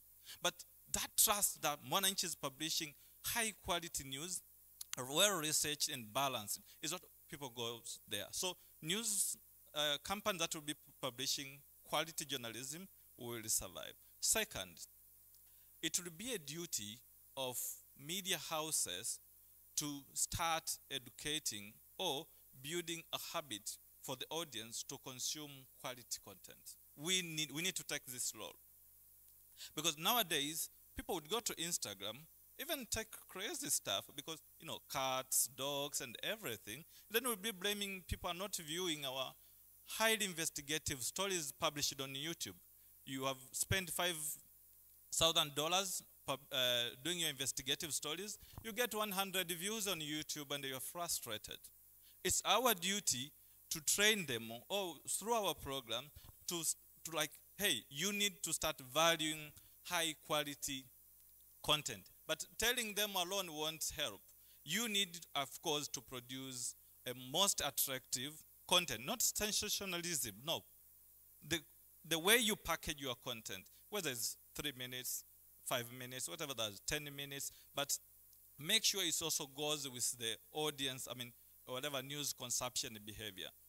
Our audience currently is predominantly youth, between 18 years to 35 years. The way they consume news is different from my grandma. She would be glued to the radio stations since morning to evening, but people are in the go with smartphones and everything.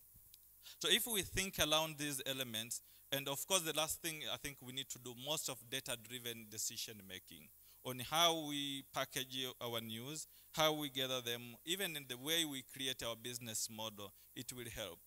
Subscription may work in USA or in Germany, but it may not work here where our GDP per capita is still, less than $1,200. Grants may work somewhere, but may not really work here because it depends on the foundations and the donors. So all of this, if we do data-driven decision-making in the newsroom, I think newsrooms will survive even for the next 5,000 years. Thank you. Thank you, Nizra. Jamie, from the video that you shared with us, you've tracked, the journey of Tanzanian media. do you have any insights on how the future would look like?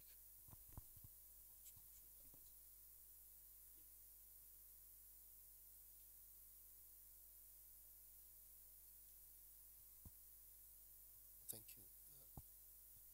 you.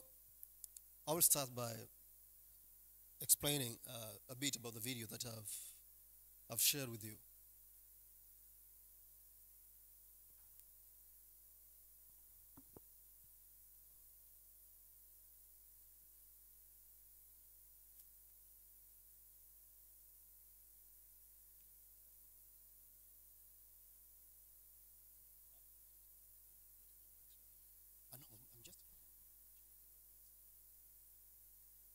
That is.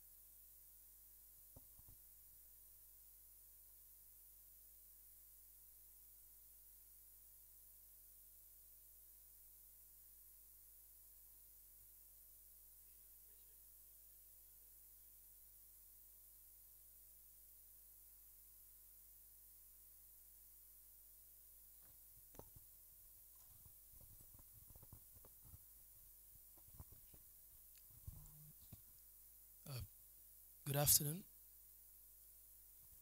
So I have a question to Jamii Forums. On your presentation, you used the word undermine. And personally, I think there's a thin line between undermining and regulating. So I would really love to understand what you meant in this context. What you really meant by undermining the freedom of expression, or like journalism, what you really meant by that.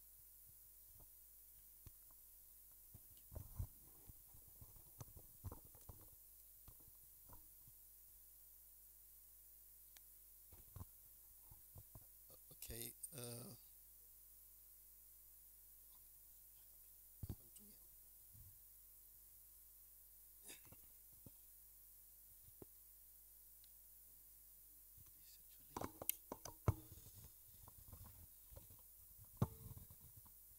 Yes, I think this is fine.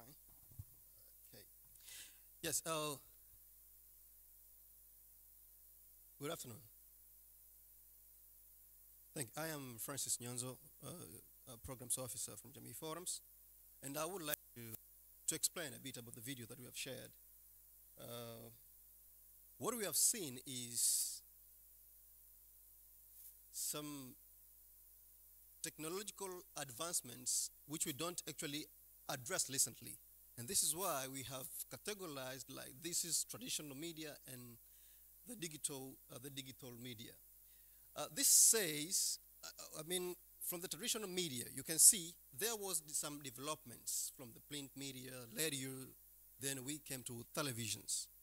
And there was antagonism in each and every advancement that happened in the history. And I can say mostly those who are from print media always are antagonists to any other advancement that comes to them. Of course, it has happened, and I have read a paper of Stama that showed how the government was against even the televisions. They said they were for the airlights, so most of the people couldn't get the message.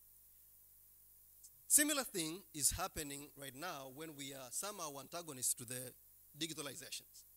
And we have spoken much about how it can affect the print media, the traditional media. But we have seen our brothers here saying how it has actually helped them to have these media outlets that do not print anything but still get money. The Chanzo initiatives, Nukta Africa, and the like. So it is a call for the one who asked the question, what is the future? The future is, we should learn from the history, like you cannot resist any advancement that comes towards you. And the world now is going to the digital, it is going to be digitalized. So everything is actually changed. We have to be digital. And we have seen the digital economy. And we have these e-papers, the e-opportunities. They all tell us like we should be such digital. And this says to all the media outlets, be it traditional or a digital one, is to call for more people to be connected. This is the audience that we want. And it is from the audience that you can sell your content, or you can get money out of these people who are subscribing to your content. Of course, we have seen some of the, from the research that has been presented here, the amount of money that some media outlets do get from the subscriptions. That means we need people online. However, I've said like we are somehow antagonists to this technological. This is why we all take like, of course, I have heard an argument from one of our brothers, of a brother here say, these people online, they always chase views or likes, so they do spread the fake news, right? But the truth is, if you are spreading in rumors, the fake news, automatically people will not be following you every now and then, because no one is interested in the fake news. And it is the task now for the other media outlets to counter, to fact check. This is where comes the issue of the fact checking. So people will just, if you have your, let's say it is a Facebook page or Instagram page, which fact checks everything that is happening in the social media. So you will be relevant and the people will follow you instead of the one that is spreading the fake news. So we should not worry about the so-called fake news. The so-called fake news. Please, I want to put myself free on that. The so-called fake news.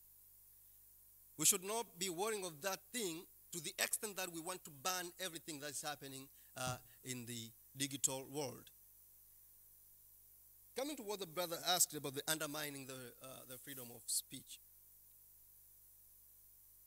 I read the Tanzanian Constitution, Article 18. Article 18 of Tanzanian Constitution gives any person the rights to get and to disseminate information, to share information. But you have seen the laws and regulations that somehow want to put away some of the people from sharing information. And now I should actually take argument from yesterday. Brother Kamanzi differentiated between citizen journalists and journalists. The issue here is like, say, somebody should not share the information just because he has been to school, to these journalism schools. But what if I am an economist and I can do the analysis about the economic issues? Am I not having the authority to speak about the economic issues just because I'm not a journalist? And this is why, the same way you take the journalists to school, to short courses to learn about financial issues or economic issues, to tell the stories with data. Similarly, some who is not a journalist can be given some of the trainings on the ethics of telling the stories while observing the ethics that you want to be observed. The issue here, when we speak of the, taking what Brother Kamanzi yesterday said, the issue is not, if you are a professional now, you can actually differentiate yourself from these other people who are sharing information. The only difference you can give is you should have some backgrounds, you should just go deeper than this man who is just sharing what has happened. But what we see from the laws and regulations that are now in practice is some people are not even allowed to share the information. Now, I was asking myself, like, if I see accident has happened, I can tell somebody close to me, like, I have seen an accident somewhere. This is information sharing, right? Similarly, if I do post that thing on Facebook or Instagram, it is information sharing. Like, I have seen an accident happen somewhere. Now, why Can it become a crime when I do share the information on Facebook, while if I tell somebody who is close to me, it's fine? This is why we need to tell people we should put ourselves in a way that we do understand how digital world is changing, is transforming the issues. And we should not be an antagonist to them. Instead, we should learn how to go with it. And this is why I do say, even yesterday I said this, Aga Khan University has got a master's degree in digital journalism. Why?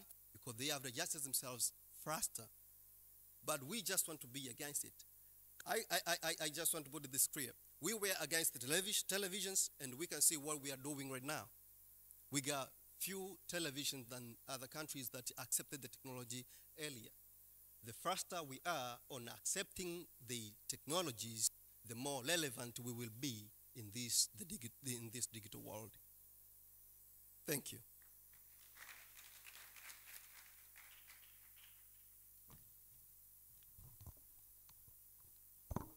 Thank you very much, Francis. You had a question as well? And there? Okay, so let's start here. Okay, thank you.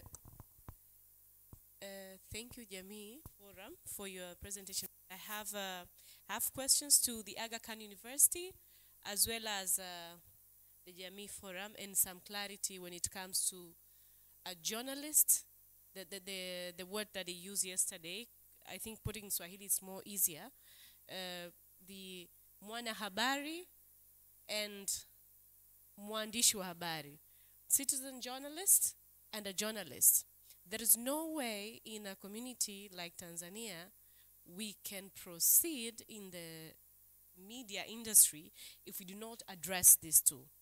Why? We have seen the government is trying to control the morality, the decency, the ethics when it comes to media, and that gets to everyone in the industry. So my question is, some of us here are development partners, some are media organizations, some are media companies, and so forth, and the university. Are there any initiatives that we can come with together, creating a triangle? Because as an advocator of freedom of press, freedom of media, freedom of expression, as Misatan is, we want this to be done in the right way. Not just because that I'm free to say anything, then I say fake news is okay, we don't need to get into that, because fake news has caused a lot of harm in the society. But how can we create a space whereby there is a freedom of expression, there is a freedom of media, but yet we regulate the space of allowing fake news, because it's really bad. Just imagine you wake up in the morning, you just find somebody decided to post something very ill of you, and you're sure it's not, but that person has a traffic, and you are attaining something. You need to use a lot of effort to clear that. So we need to find a way that we can come to that. And my thinking, I believe with the development partners and others, if we have road users who are even standard 2 class, but for them to use the road, they should have a license that is, normally the license is 3 years here in Tanzania, the road license. They go for a special training just to brush out ethics, the way about of using the road for 2 weeks, and then they get a license. But if they do anything not proper, not according, the traffic regulators, they take away the license from them. They can even ban for them to use the road for a particular time.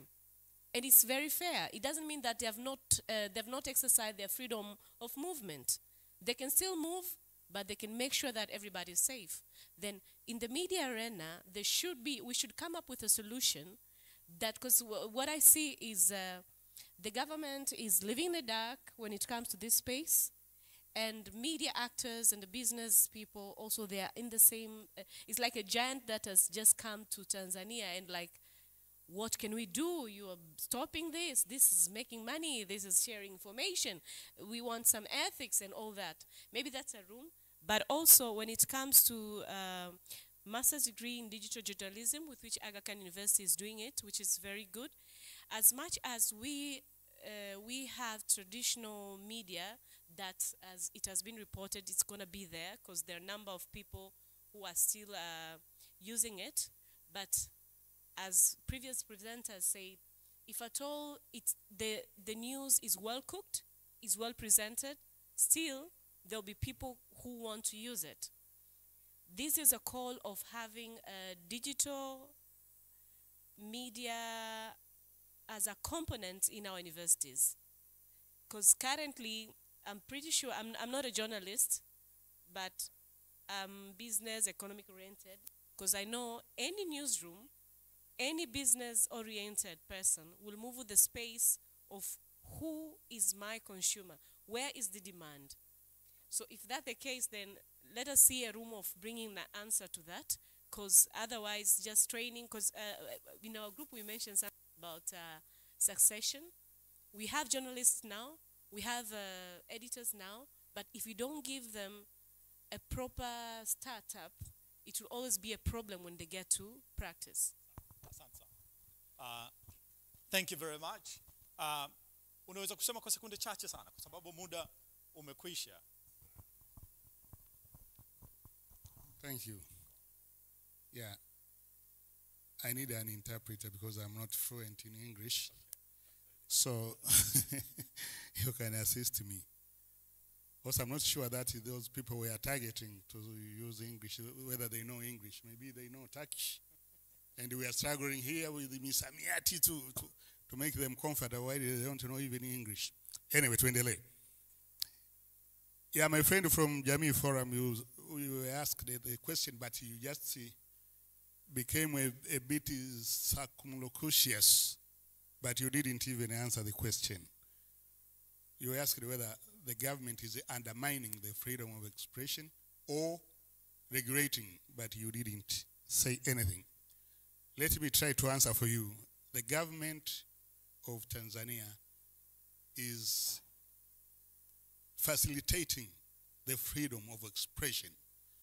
That's why we find that we have more than 3 newspapers, while the government has got about 5 out of more than 300 newspapers. Radio stations, we have over 200 radio stations, but the government has got only 1 or 2. Likewise, the TV stations, we have more than 50 TV stations, but the government has got only 1. There is one country on this planet which has more than 3,000 TV stations, but they all belong to the state. So unaona mheshimiwa. So I better tell you or ask you to remove that word or phrase of undermining the press freedom, where you say the government is facilitating or is enabling. Asante bwana. Let's go. So, Francis.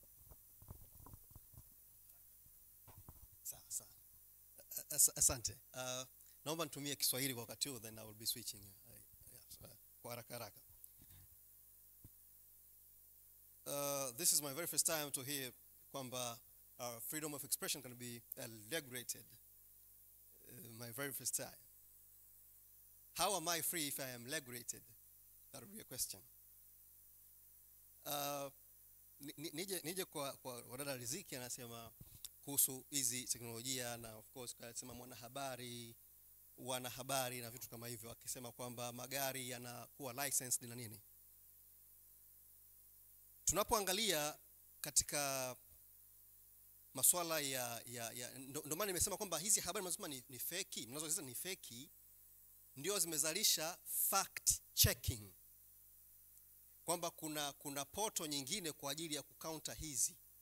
Hiyo haiwezi kutokea kama ajali imetokea. Yani kwamba when you speak of the car, ikitokea ajali, you cannot do anything kusema kwamba that, lakini habari imetokea kule ukaandika huku, no, that is wrong, hii ni right. The effect is clear. Kwa hiyo tukifananisha hii magari na freedom ya mtu kujielezea, ni tofauti. Sasa ukisema regulating, mzee wangu, kuna baadhi ya watu wameongea vitu leo, kesho kaondolewa newsroom. Umeregulate, umefinya, maana mwingine ataogopa kuongea kesho. We should be clear on this. Kwa hiyo kwa haraka haraka hizi terms tutazitumia nyingi kwamba mwana habari na nini, lakini kiuhalisia inabidi jamani twende na digitali. Tunapokuwa tunapinga digitali kwa term hiyo, hawa kina Nozlak na watu wa chanzo watapiga hatua nyingi kuliko hizi newsroom ambazo zinazidi kujifungia huku, hazitaki kuwa na kujua kwamba vitu vinabadilika na kwenda sawa na digitali. Asante. Asante Francis. Thank you very much. I will now, pole bahati mbaya muda umekwisha, labda mwishoni, hand it over to Kels and she'll tell us what's next. Asante sana Sami, makofi kwake tafadhali. Sami Awami. Incredible conversations. Kuna mengi ya kuzungumzia kama tunavyoona muda unatutupa mkono. Time is not on our side, or are we not on time side? One of the two. We are moving on to the next session. The next session is we're going to have our innovators come and present their ideas, their products, and so on and so forth. Every innovator, please put your hand up. Innovators, makofi kwao. This, somebody asked, what is the future? This is the future, right here. All right? So we're going to have the teams led by Benson Gitaiga, who is outside. He's walking right inside this. In the next 5 seconds, he's going to be in, and he's going to let us know which ones are the innovators that are pitching. Now, considering time, we're going to try our best. Like I said, we have 8 teams. Each team is presenting for about 5 minutes. That means we will need 40 minutes of presentation. We only have 30 minutes on our hands. And so one of the things that we're trying to work on is we might have to select some of the innovators where we'd have about 5 or 6 presenting. If not, we'll try, but then we'll try our best, right? So one of the things that's going to happen right after, like we said, they're going to have booths outside where they're going to be showcasing their innovations, to visit them outside, get to hear about their innovations and interact with them right when they're on the stage. But we're going to have that time allocated outside, right outside these doors. Mr. Benton Getaiga, karibu sana, makofi kwake tafadhali. Good afternoon, everyone. I'm here to take you on a very quick journey on media innovators across Kenya, Uganda, and Tanzania. At the Aga Khan University Graduate School of Media and Communication, we have the Media Innovation Center. Through it, we have managed to have 13 startups across, and I'm very happy to say that they're fresh, they're innovative, and they're sustainable. They're so sustainable that so far, they've raised over $1 million across the 13. So we're going to go straight ahead and go with the first startup, which is Debunk. Debunk, you have 3 minutes to do this, so we can try and have time.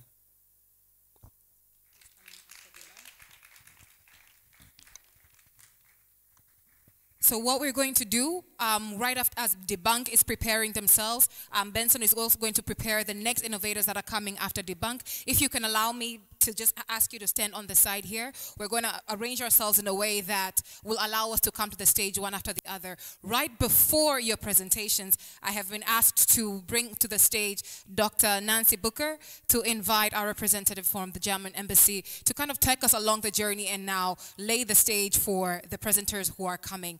Karibu sana, Dr. Nancy.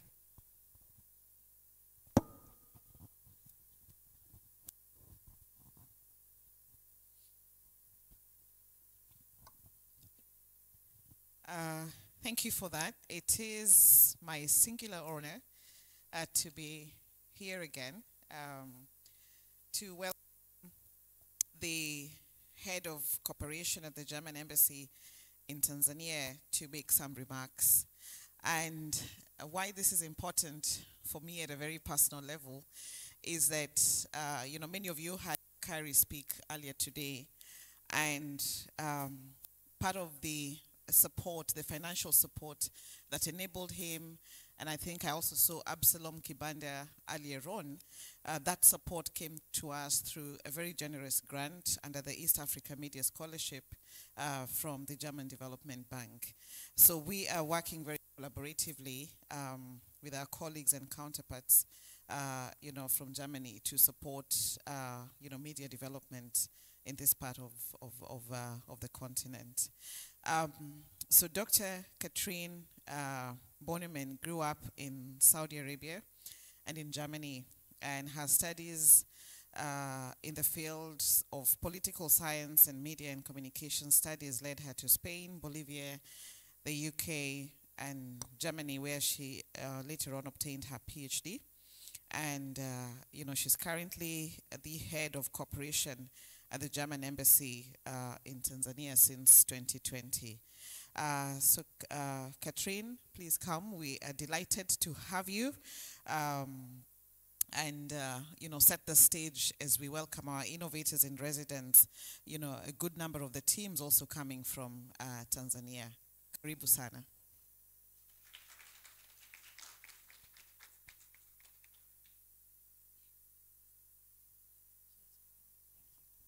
Thank you so much for the friendly words. Habari za leo. Anaitwa Catherine Bonneman, ninafanya kazi ubalozi wa Ujerumani, ninakaa Dar es Salaam. Lakini kwa bahati mbaya Kiswahili yangu. Kwa hiyo sina budi nitaji kuendelea kwa Kiingereza. Sorry. It's always nice to start something in Swahili because this is how you get some applause in the beginning. That's nice. Thank you. I will be very quick. I understand that we don't have much time left. And let me just quickly tell you a little bit why I am here. I'm the head of cooperation, which means I'm responsible for the development cooperation from Germany and Tanzania. We are supporting the Deutsche Welle Academy, we are supporting Friedrich Ebert Stiftung, and we are also supporting Aga Khan University. So just imagine like a little German flag also there next to the Canadian one maybe.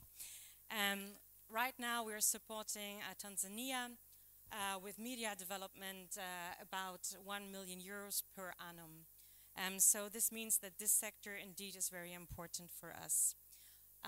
This is one reason why I'm here, to assure you that Germany is very keen on supporting media development also in the future.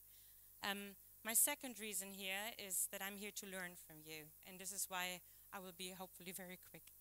And my third reason is that I would like to underline once again how important media development is actually for development cooperation. If you remember the CAG, the Auditor's General report has been published lately. And me, myself, I was very happy to see how this report was also received in the media and how there was also reporting on it. We see this as a very clear and good sign that there is good journalists there that can take up all these important information. Also, I would like to underline that free speech and independent journalists and media houses is more important than ever. I think I'd like to draw quickly upon what my pre-speaker has said when it came to fake news, because I'm not so much on the same page there. I think I go more with my colleague here sitting in the front, and I really do believe that fake news and fake information is actually a problem in today's society, not only in Tanzania, not in Uganda, not only in Kenya, but also, of course, in Germany and Europe. And I think it is your tasks as responsible journalists and media houses to work against that. Of course, there are people that are interested in fake news and fake media. And I think it is the duty of every responsible journalist and media house to do good research, the background research, and to draw upon information and data. The task is to look very closely, to decover and to also report corruption if taking place. It's the watchdog function of society. It's an important pillar for democracy and to inclusion, and of course to watch over human rights. And I think human rights and the protection of free press and media is now more important than ever. We condemn hate speech. We condemn hate speech against women. We also condemn hate speech against ethnic minorities, as such has been sometimes the case against the Maasai. We urge to protect all human beings, no matter the sex, the gender, or skin color. In particular, in times we need to protect our relationships that are built on love. We should look very careful if hate is fueling the speeches. And we had seen that lately, that hate speech also reported in media could lead to real actions, could lead to discrimination and actually also to murder. So I would urge you to be very vigilant here. I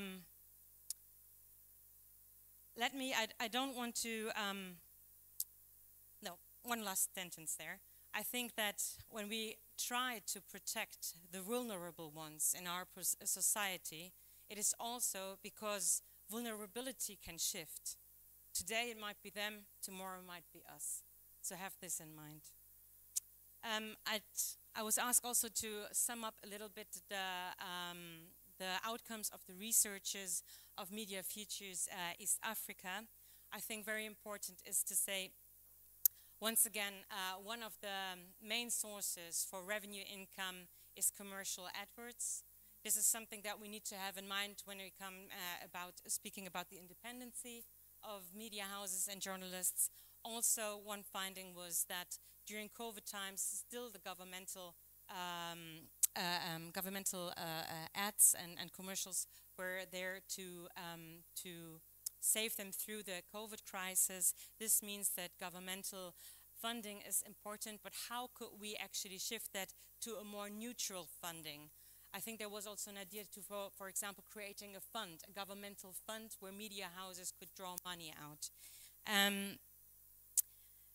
I think I don't want to steal so much time from the innovators because they are more important also than me. Let me just quickly assure you that we really deeply appreciate your work. I understand that we're listening, or that Media Future East Africa was supporting 9 innovators, which were also the ones working in the field. I think 4 from Tanzania, 4 from Kenya, 1 from Uganda are here, or are supported. And I'm very eager to listen to your tools, to your innovative, also maybe revenue models, and what kind of media startups you were looking at. And we are very proud of your work. So thank you once again, and I hope to get into discussions with many of you today and tomorrow. Thank you. I hope I was quick enough. Okay, we're going to go all the way to Uganda, and Debunk, please take the stage.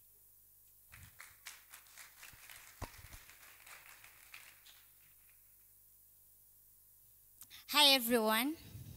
Hello. Habari. How many of us here in March 2020 believed that Africa was not going to manage the COVID-19 pandemic? Just raise your hand.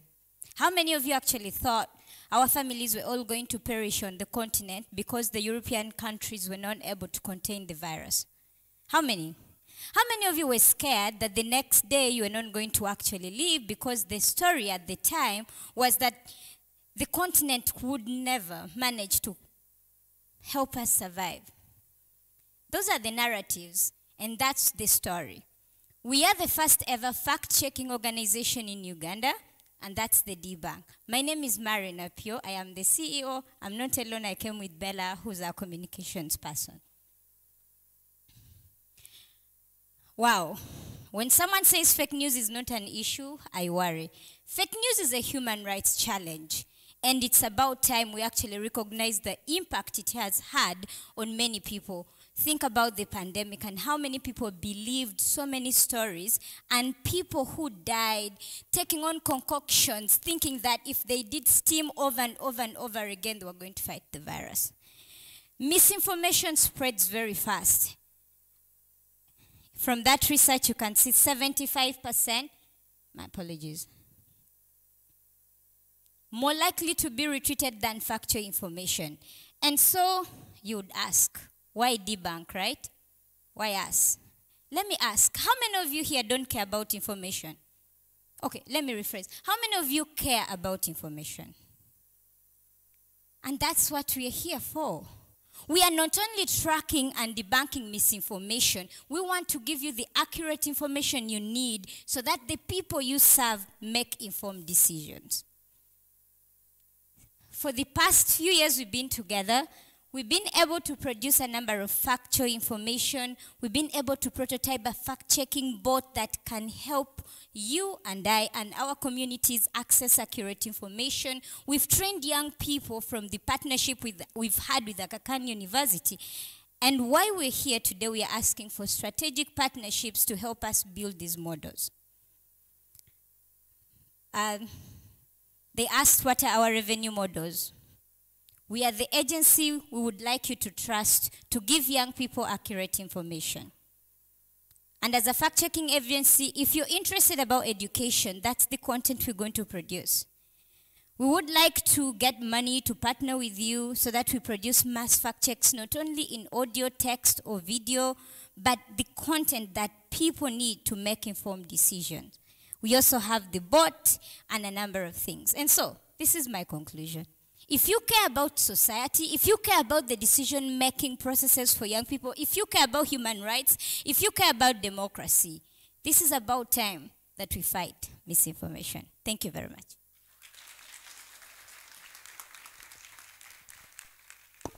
Thank you very much.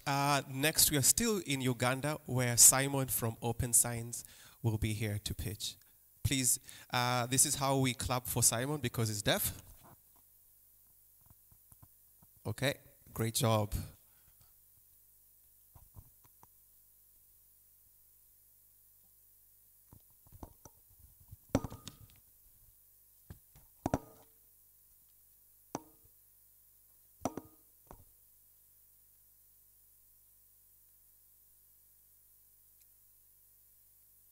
Thank you so much. My name is Simon Eroko. I'm from Uganda.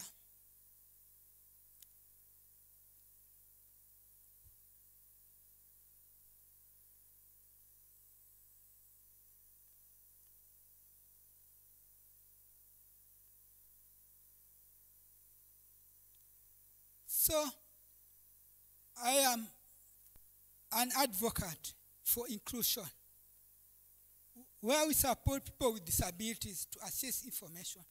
So I'll begin by telling you a story. There was a young man who was my friend. His name was Willis. He used to live in northern Uganda. This is a region which has seen more than 20 years of war because of Joseph Kony. Just coming out of this war, this young man once walked out during COVID time. There was curfew. So the military decided to shoot at him. Once they shoot at him, his left leg was cut off. He was admitted in hospital, and then later he lost his life. He's a deaf young man. He had a hearing problem. So that is just an example of the challenges deaf people face in Uganda. So we decided that we cannot see that anymore. The solution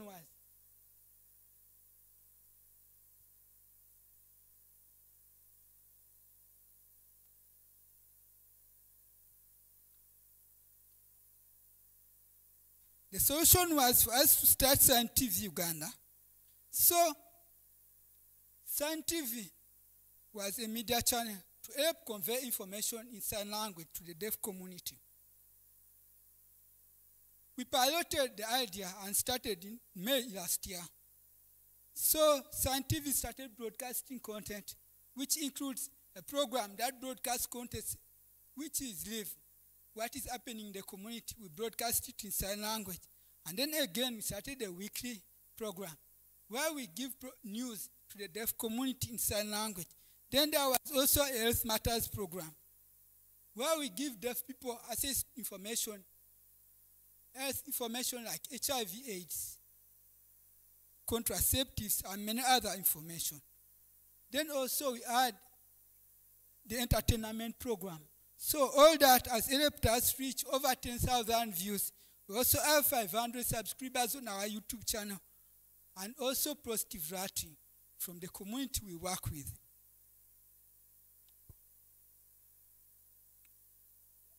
With that, we have seen several drawbacks, and one of them is lack of original content to provide to the community. Because we do not have those people to report news for us, Then also we have the charge of having enough equipment to serve programmings for all the people who need to assess them. So our programming is quite limited. It assesses only weekly programs, which are not enough. So we are thinking more about trying to expand our reach by finding solutions to those challenges.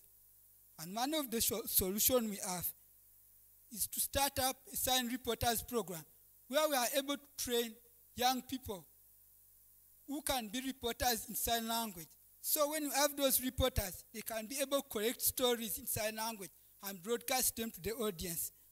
Another is having a mobile studio where people can be able to access our studio and produce content in sign language.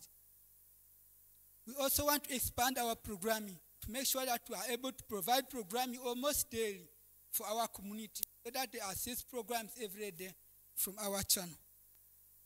So we are looking out for more support.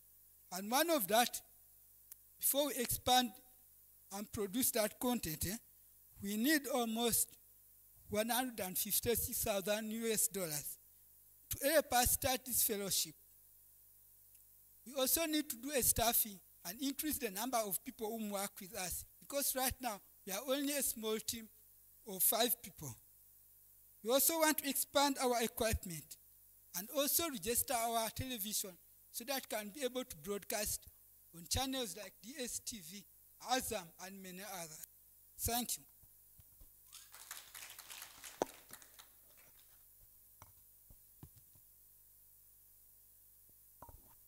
Thank you very much, Simon. Next up from your very own country is Hamasa. Emmanuel and Salima, please.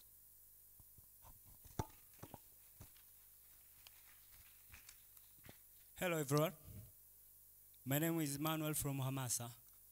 There is a fundamental changes in the media landscape in Tanzania and the world at large, and digital transformation the first and foremost area of concern. Yet, in our society,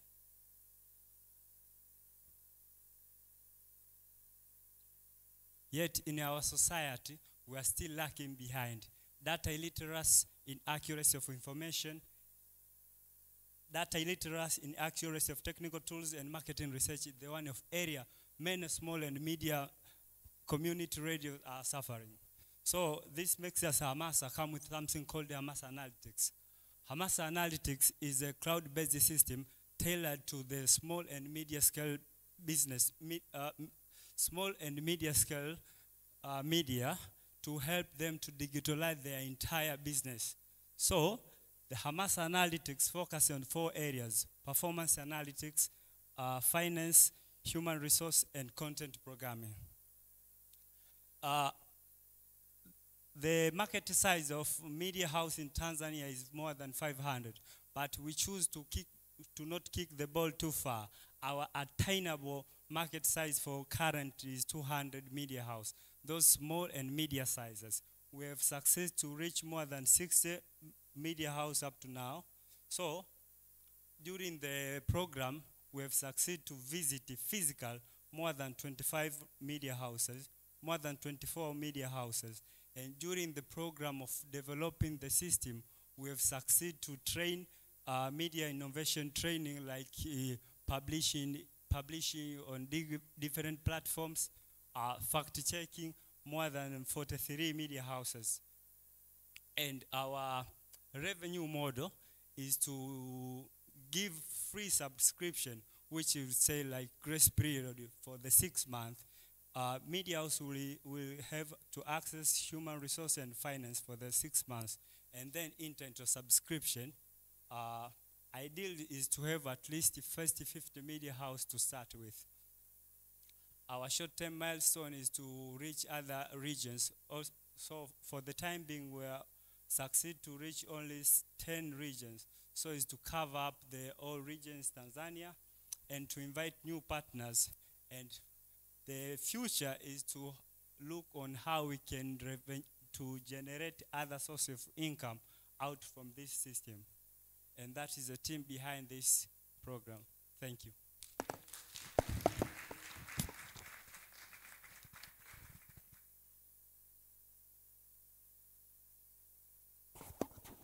Thank you very much, Hamasa Media. A fun fact is they've already closed a few deals with some media houses across not only East Africa, but in Zambia. So they're making money already, which is amazing. Next on stage is Digital Safaris from Mwanza. Please.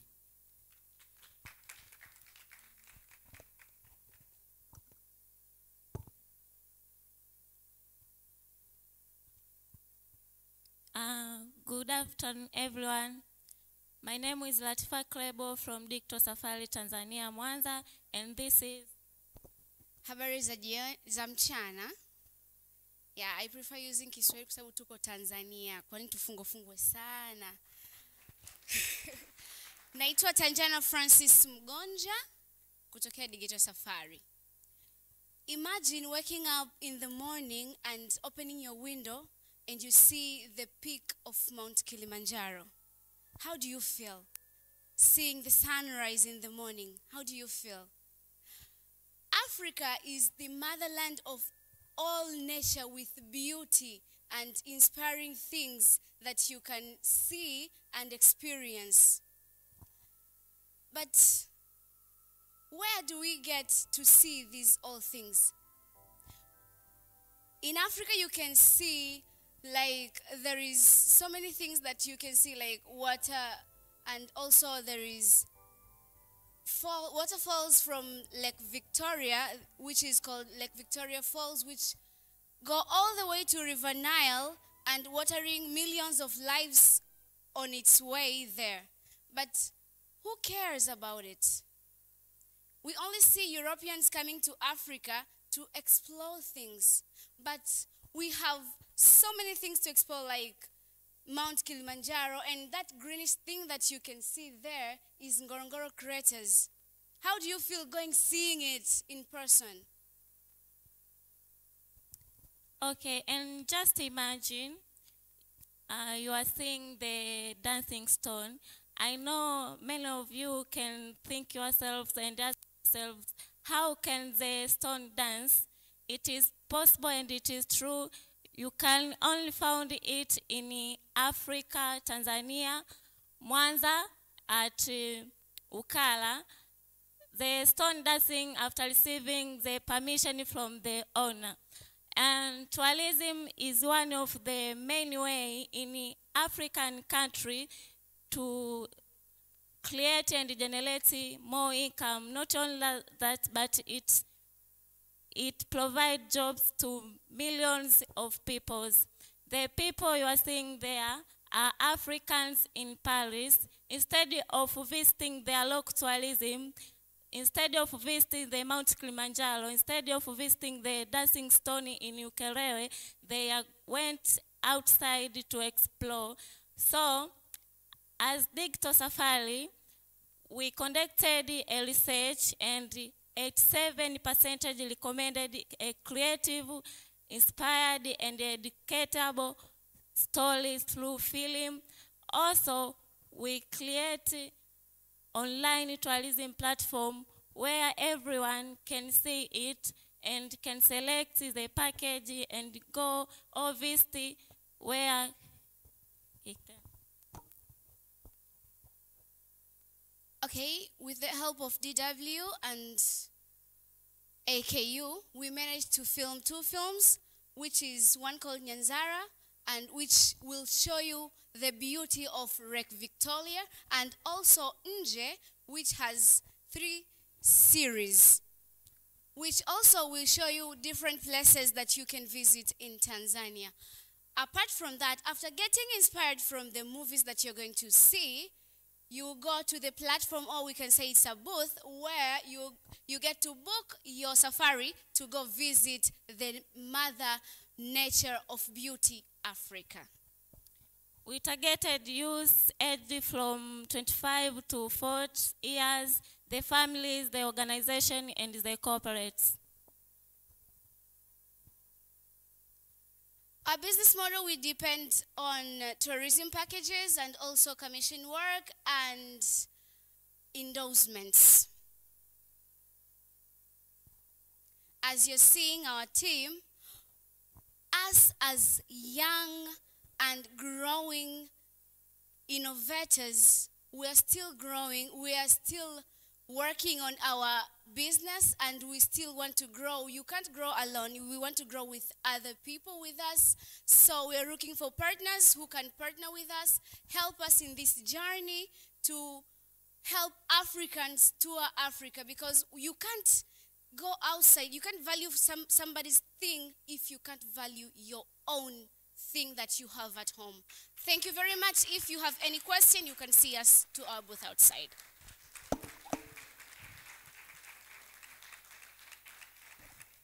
Thank you very much, ladies. Now we go back to Uganda, where we're going to meet Nana and Sarah from the Citizen Report. Nana and Sarah.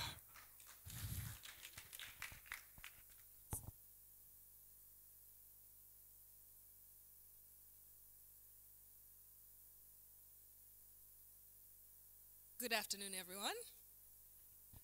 My name is Nana, and this is my colleague Sarah, and we're from the Citizen Report, which is a Ugandan non-profit which is focused on building a civically engaged citizenry.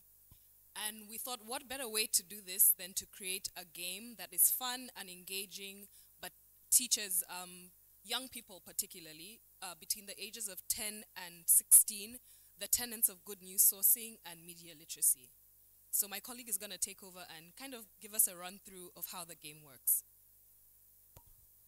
Hi, everyone. Our game's goal is to build good fact-checking habits, not just with children, but with adults as well, because as we know, adults are also struggling with this. So the major principles that we have focused on are three, and these are: who said this, why, when, or where did they say this, and has anyone else said something about this? So in this case, as an example, if I told you that in Uganda, to get a national ID, you need to apply with a bank statement, what would you ask me? Who said this? What's the next thing you can ask me? Why? And the third thing, has anyone else? Exactly. And these are skills that we think a regular citizen should be equipped with, because even if they don't have access to, go to Google and check and see, does the NERA website say this, or does this website say this? It's possible for them to ask directly the person who is telling them to answer these few questions for them to fact check. And that's what our game is all about. We hope that it would be a lot better for you to engage with our game like in person. It's quite a small game. So if you could join us at our booth, we'd really love to play around with you. So yeah, it's better for you to see it and we play it along with you. But what we are asking for is for the possible collaboration to build this into an online platform that could work as an app or a program that is shared on laptops and computers across schools in Uganda and possibly to spread to the rest of East Africa, but just to equip young students with these skills and build it in them from the time that they're young so that they can grow up learning and knowing how to be discernible citizens who have the ability to fact check. Thank you very much.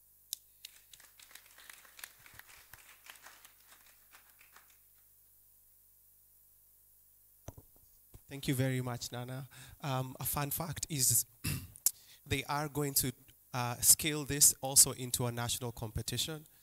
They're thinking about ensuring that kids can compete competitively.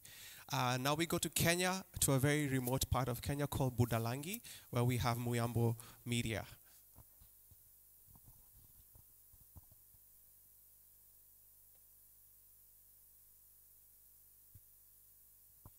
Good afternoon, ladies and gentlemen.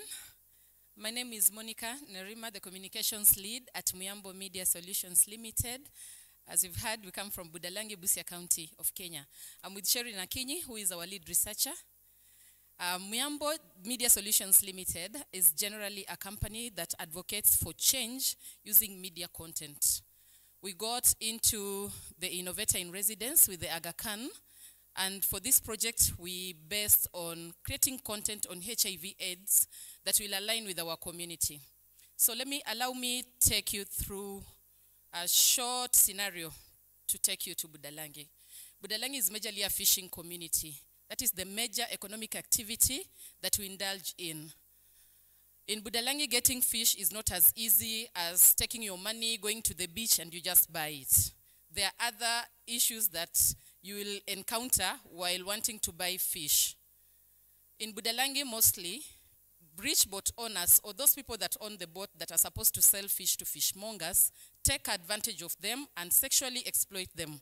So they'll always ask for sexual favors for you to get fish. Remember, it's the only, or it's the major economic activity that happens in Budalangi. So a lot of people will always want to be in that business. Aside from that, we'll attribute the high HIV prevalence rates currently experienced in Budalangi to the traditions and myths because of ignorance of our community. Poverty levels are also very high, and so this will make so many people, especially school-going girls, and even those in colleges, vulnerable to rich men or rich people around. So in the process, it contributes to the high HIV prevalence rates currently experienced in Budalangi. We also say, aside from ignorance, we have a section of people who haven't gone to school, and so you find that health content is mostly packaged in brochures that are hectic for the common person to get knowledge of what they're doing.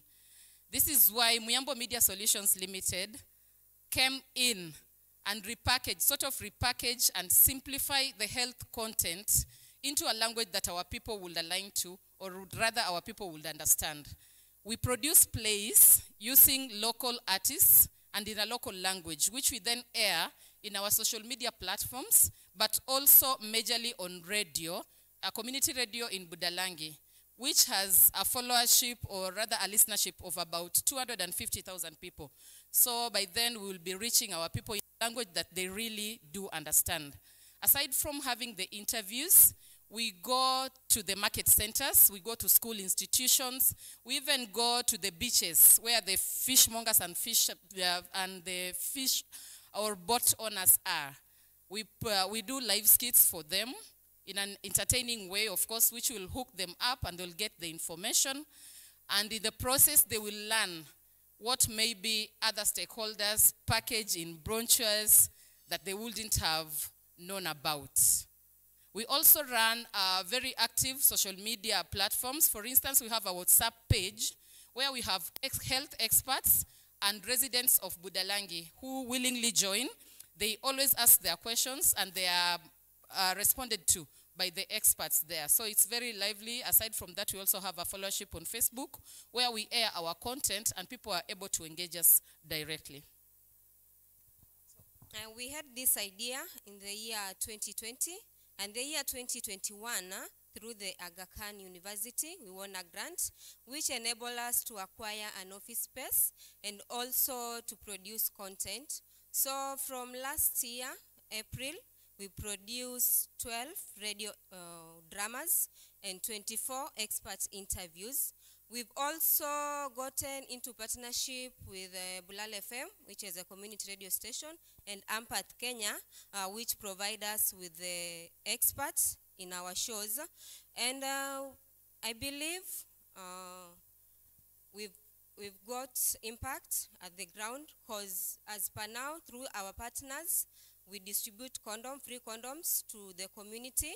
And we also have 12 experts who are willing to work with us. We've employed 8 staffs, 7 artists, and 1 security officer.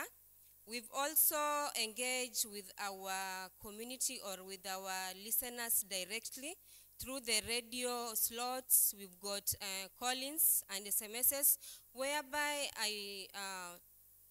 I can say that we've created a safe space for the listeners, because they call to express their problem, their views.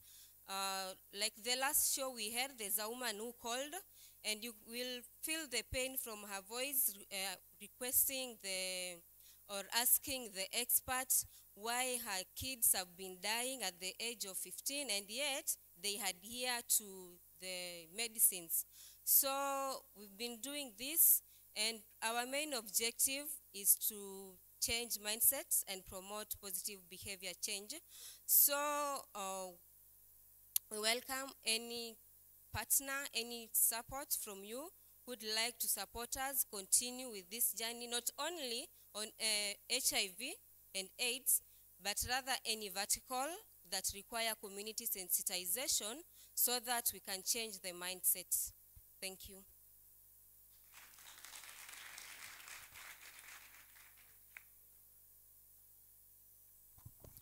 Okay, from radio dramas to animation and comic book studios.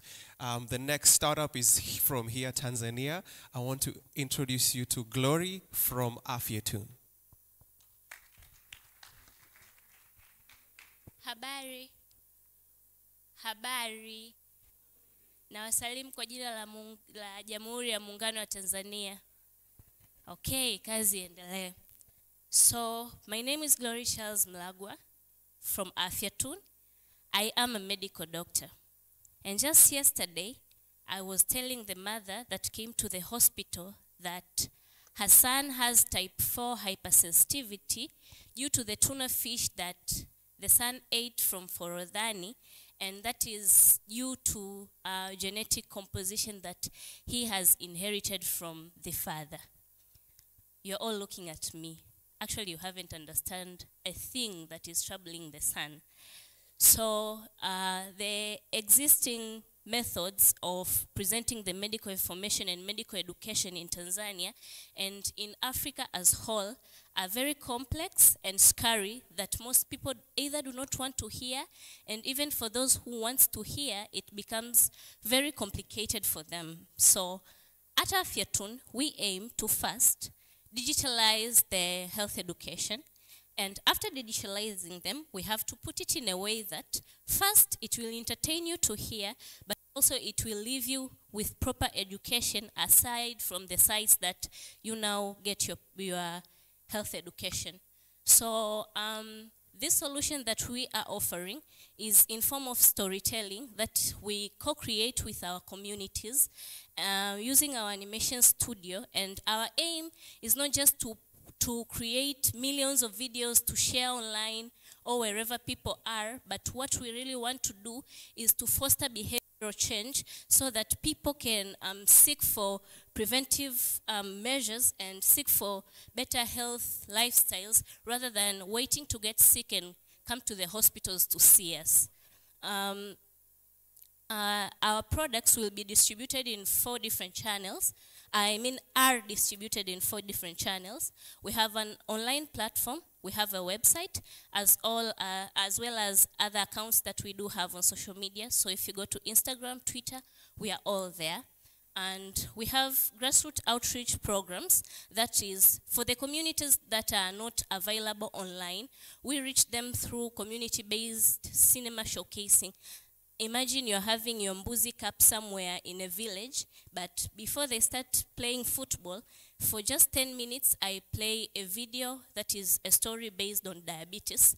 So by the end of that community gathering, they will both be entertained from the football cup, but as well as obtain a proper medical education that is not scary to them. Another channel of outsourcing our product is through school outreach programs. That is, we follow kids at school. Maybe it's a boarding school. They have 6 months of being at school where they have scanty source of medical information. So we follow them there, impact them with the knowledge.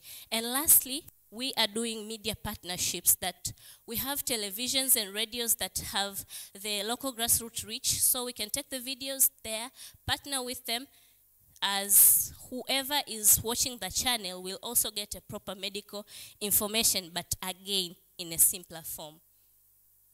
Our milestone since we started the onboarding with Aga Khan, we have been able to establish the basic animation studio. Before that, we just used to outsource the work, which was tiresome, but now we have the basic animation studio that we are using to produce our own content. And through that, we have been able to reach over 25,000 audience online and 3,000 students in secondary school. But we have also been able to be equipped with proper knowledge. As I said earlier, I am a medical personnel, so through the Aga Khan onboarding program, we have been impacted with the proper knowledge that can help us to produce better content that can impact our community, not in a form that we as medical doctors use to think that it's proper for the community. And we have also been able to secure other funds apart from the Aga Khan funds, and we are now entering into partnership with UNFPA, where we have secured a sum of $30,000 to work around female genital mutilation. The next steps from this outboarding will be to complete a mental health animated series that is at 80% now. And after that, we want to do a widespread grassroots distribution of this content to make sure that majority in our society really understand what mental health is. And we are also looking forward to create the animated series around female genital mutilation, where we will partner with UNFPA to spread knowledge about that too. And also we will create an animated series on antimicrobial resistance, and we are looking forward for a partnership with Tanzania Media Foundation to train journalists on reporting around health-based stories, that a journalist will not just go out and produce a medical information in a way that will be scary to people. So we look forward to partner with journalists in order to make sure that both them and us are impacting our society. Our business models is based on 3 arms, that is consultancy, advertisement, as well as subscriptions. So we are looking forward to raise some more amount of money in order to make sure we are expanding. In order to create these, there are some of the costs that have to be covered, and we have not been able to reach our break even yet. So this is the team comprised of medical personnel, the medical doctors, pharmacists, and lab scientists that are creating these contents. And here are the sample of our character. And the lovely videos from these characters will be displayed outside. So please kindly visit our booth. Thank you. Okay, those are good numbers. 30,000 raised so far, and we gave them $20,000 already. This is good money. I'm enjoying, being in the startup scene and seeing media startups really thriving. Last but not least is the African Institute of Investigative Journalism, and I'd like Solomon to come on stage. Asante sana. Habari kila mtu. Karibu tena wananchi wa Afrika Mashariki and everyone. Thank you so much. I just wanted to ask for your attention for just 1 minute. Please have a look at the screen and then I can get started.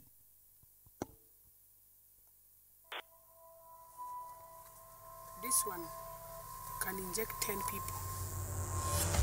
Imagine living in a country where dodgy doctors and crooked chemists steal life-saving drugs destined for the sick. This is a racket. It's a racket of people who are out there to make money out of drugs that are supposed to be given to patients free of charge. A medical mafia motivated by greed rather than care of patients. We are dealing with lives. We are not talking about spare parts of a car. We're talking about actually lives. My name is Solomon Serwanja. I am an investigative journalist and a presenter on Ugandan TV. For the last 10 months, I've headed an undercover team exposing how health workers here are at the heart of a criminal network. We are not supposed to sell it. We're supposed to give it for free. The thing is that we need to be trustworthy. We have been in this game for so long now. Drugs. The business of drugs is more lucrative than the business of God. But as we dig deeper into this murky world, things start to go wrong. My undercover team is snatched. They were taken, could be some bad cops or rogue guys or criminal guys who are holding them, and they may want a ransom, and that when it gets to that, then you get scared, man. You get really, really, really scared. That's an extract from an investigation titled Stealing from the Sick that I did in collaboration with the BBC Africa Eye. I have had an opportunity of working with different international medias supporting investigative journalism on the continent. I've worked with Voice of America. I've worked with the Al Jazeera project, which was, I think, Africa Investigates. I also had an opportunity of working with the BBC Africa Eye. I've been an investigative journalist for the last 15 years of my life. Being in the newsroom, and an African newsroom to do investigation, just like one of my colleagues who was here was saying, you will invest about $5,000 to just do one investigation. $5,000 sometimes can stretch to $10,000 to do just one story. And so I understood the challenges of doing investigative journalism in the newsroom. That includes one single project can be expensive. But investigative journalism by its very nature requires a different skill set. And it doesn't just come natural. And so a team, next slide please. Oh. So the story that you just watched scores the power of investigative journalism and the impact it can have. Shortly after we did the story, MPs, this story was screened in Parliament, and members of Parliament asked that an investigation is launched and a number of people were arrested. The president went on a campaign across the country calling for people who are stealing drugs to stop. Now, it didn't even stop here. Of course, the story and the film was recognized internationally, and it won the Association of International Broadcasters Awards. But that's not the point. The point is that since the story was done, the European Union has since supported Uganda to come up with technology to follow the medicine to the last user. Needless to say, the public was aware that this vice was actually happening, and then they started to actually report medical workers, and they would tip off the police and government agencies to actually go and arrest people. But what does it take to do investigative journalism? It's different.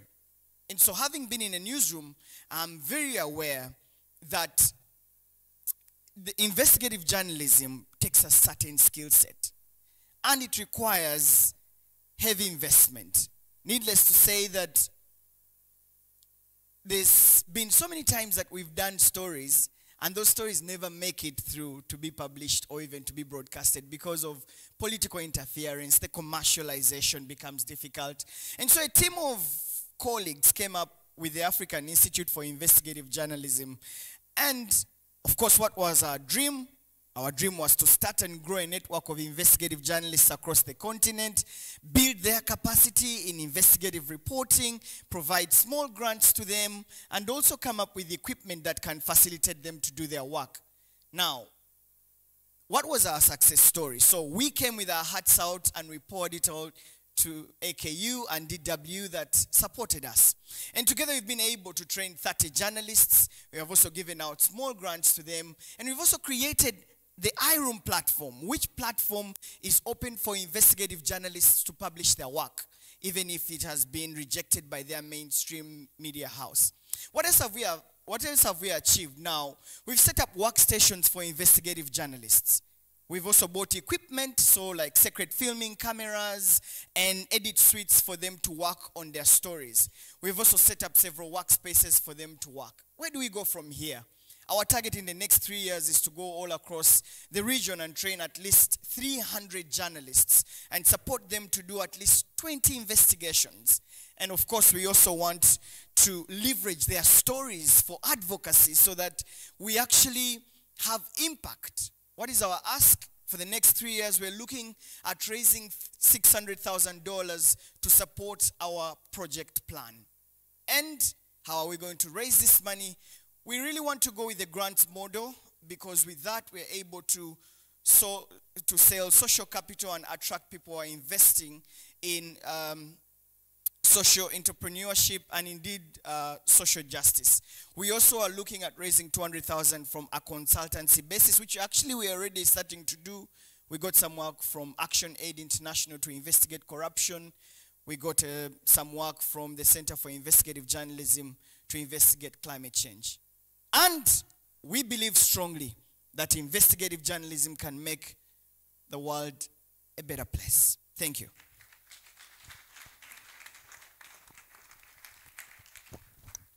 ladies and gentlemen. And that is our last innovator for today. A massive round of applause to all the young people who came through. Used impressive grants from AKU DW to create the innovations that we heard about here. And with the question that we had, what is the future? That is the future. Being able to think outside the box and leverage the opportunities around our communities. And the opportunities are those things that we call problems. Those problems are the opportunities. And young people, we are looking, we are looking at these things differently. And one of the things that we need is us collectively to not just engage in conversations over and over and over again, coming back to these places every year, having the same conversations with the same subject lines, same topics, and not seeing change. How do we move forward and collectively, but at the same time individually, make sure that we are using our voices of influence in our spaces to actually now create the systemic change that needs to happen? How do we actively bring young people into the conversation? Because one of the things that remains true when I'm in most of these conversations tackling the challenges in the media landscape, we do not see many young people. We don't. Because then, one, are they not relating? Are they not invited? Do their voices not matter? But in a space like this, when we see young people now engaging actively, we have to give ourselves a round of applause because the future is exciting. Makofi kwenu wote. Not only have we tackled the past and learned how far we have come from the incredible videos that we have seen, but we've also engaged in the present and being able to learn how different organizations have navigated several challenges to build different models, to think outside the box, to remain relevant and truly create a future that we can look up to. But at the same time, we have looked at both the challenges and opportunities, and we have dreamed collectively and challenged ourselves to be more innovative. Every single person here, you've heard the word innovation over and over and over again. One of the things I'd like to do as we are closing off this session is ask you to reflect personally. What does innovation truly mean to you? Manake tunaweza tukazungumzia ubunifu. Mara nyingi, kila siku tunaweza kutumia hilo neno until it becomes a cliche. But what does it truly mean to you, and how can you then apply it? We can either come to these spaces, enjoy great conversation, about to enjoy great food, and leave the same as we came back. But how can this opportunity truly be transformative for you? We have an opportunity to engage with the innovators outside. You can engage with several of the partners who have come together to host this session this afternoon. That is Unaweza, DW Academy, Aga Khan University, Nukta Africa, as well as Jamii Forums. Engage with them and try to figure out how we can now individually think up outside the box. Because the question is, tumekuja, tumezungumza, we've come, we've spoken, but what next? What do we do next? That's something that, and a challenge that I'd like all of us to take home. And at the same time, we're talking World Press Freedom Day. What does press freedom look like in the future? Because as much as we're talking about innovation, we also have this conundrum on the side, right? The questions that we've reflected on, one of the questions is, how can we still have, how can we build a model that still allows media houses to leverage government support, but not have that kind of now one way or the other come in and compromise in the integrity of media pieces and quality of journalism? These are real questions that we have to ask ourselves, and these questions need real solutions. My biggest question as we're ending and closing this session is, what are you going to do about it? Or are you waiting for somebody else next to you to come up with a solution? All right? A massive hand of applause to all the panelists. A massive round of applause to all our innovators.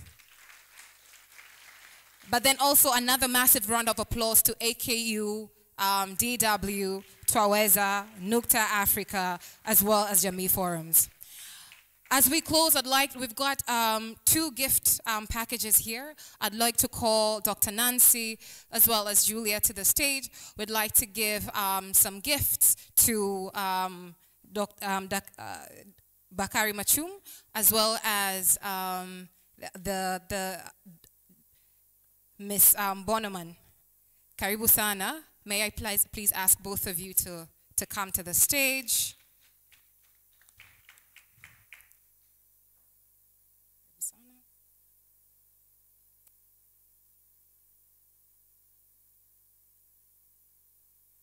this is the photo op for the larger photo op. Perhaps.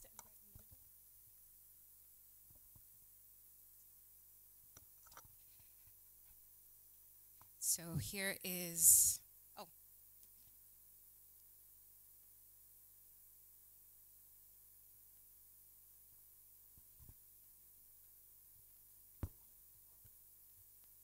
So I'm going to hand one over to you and one over to you, where you'll give one to Ms. Boneman and you'll give one to Bakari Machung.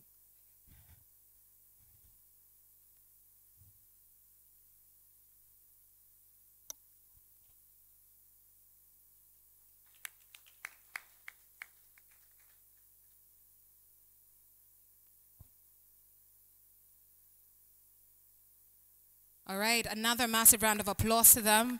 Asanteni sana.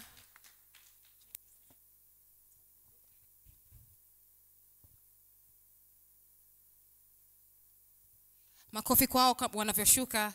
Thank you for putting your money where your mouth is and truly resourcing the change that we have all spoken about. Ladies and gentlemen, we have come to the end of our session today. My name is Hali. I am the country director for Girl Effect here in Tanzania, where we use media to advocate change within societies, especially mixed communities, as well as the founder of Unleashed Africa, where we've tackled youth development, social innovation, and job creation issues. And I am also a conversation strategist, and I was a coach for one of our teams today. I'd like to ask us to give a massive round of applause to our coaches. The coaches, we have Michael right there.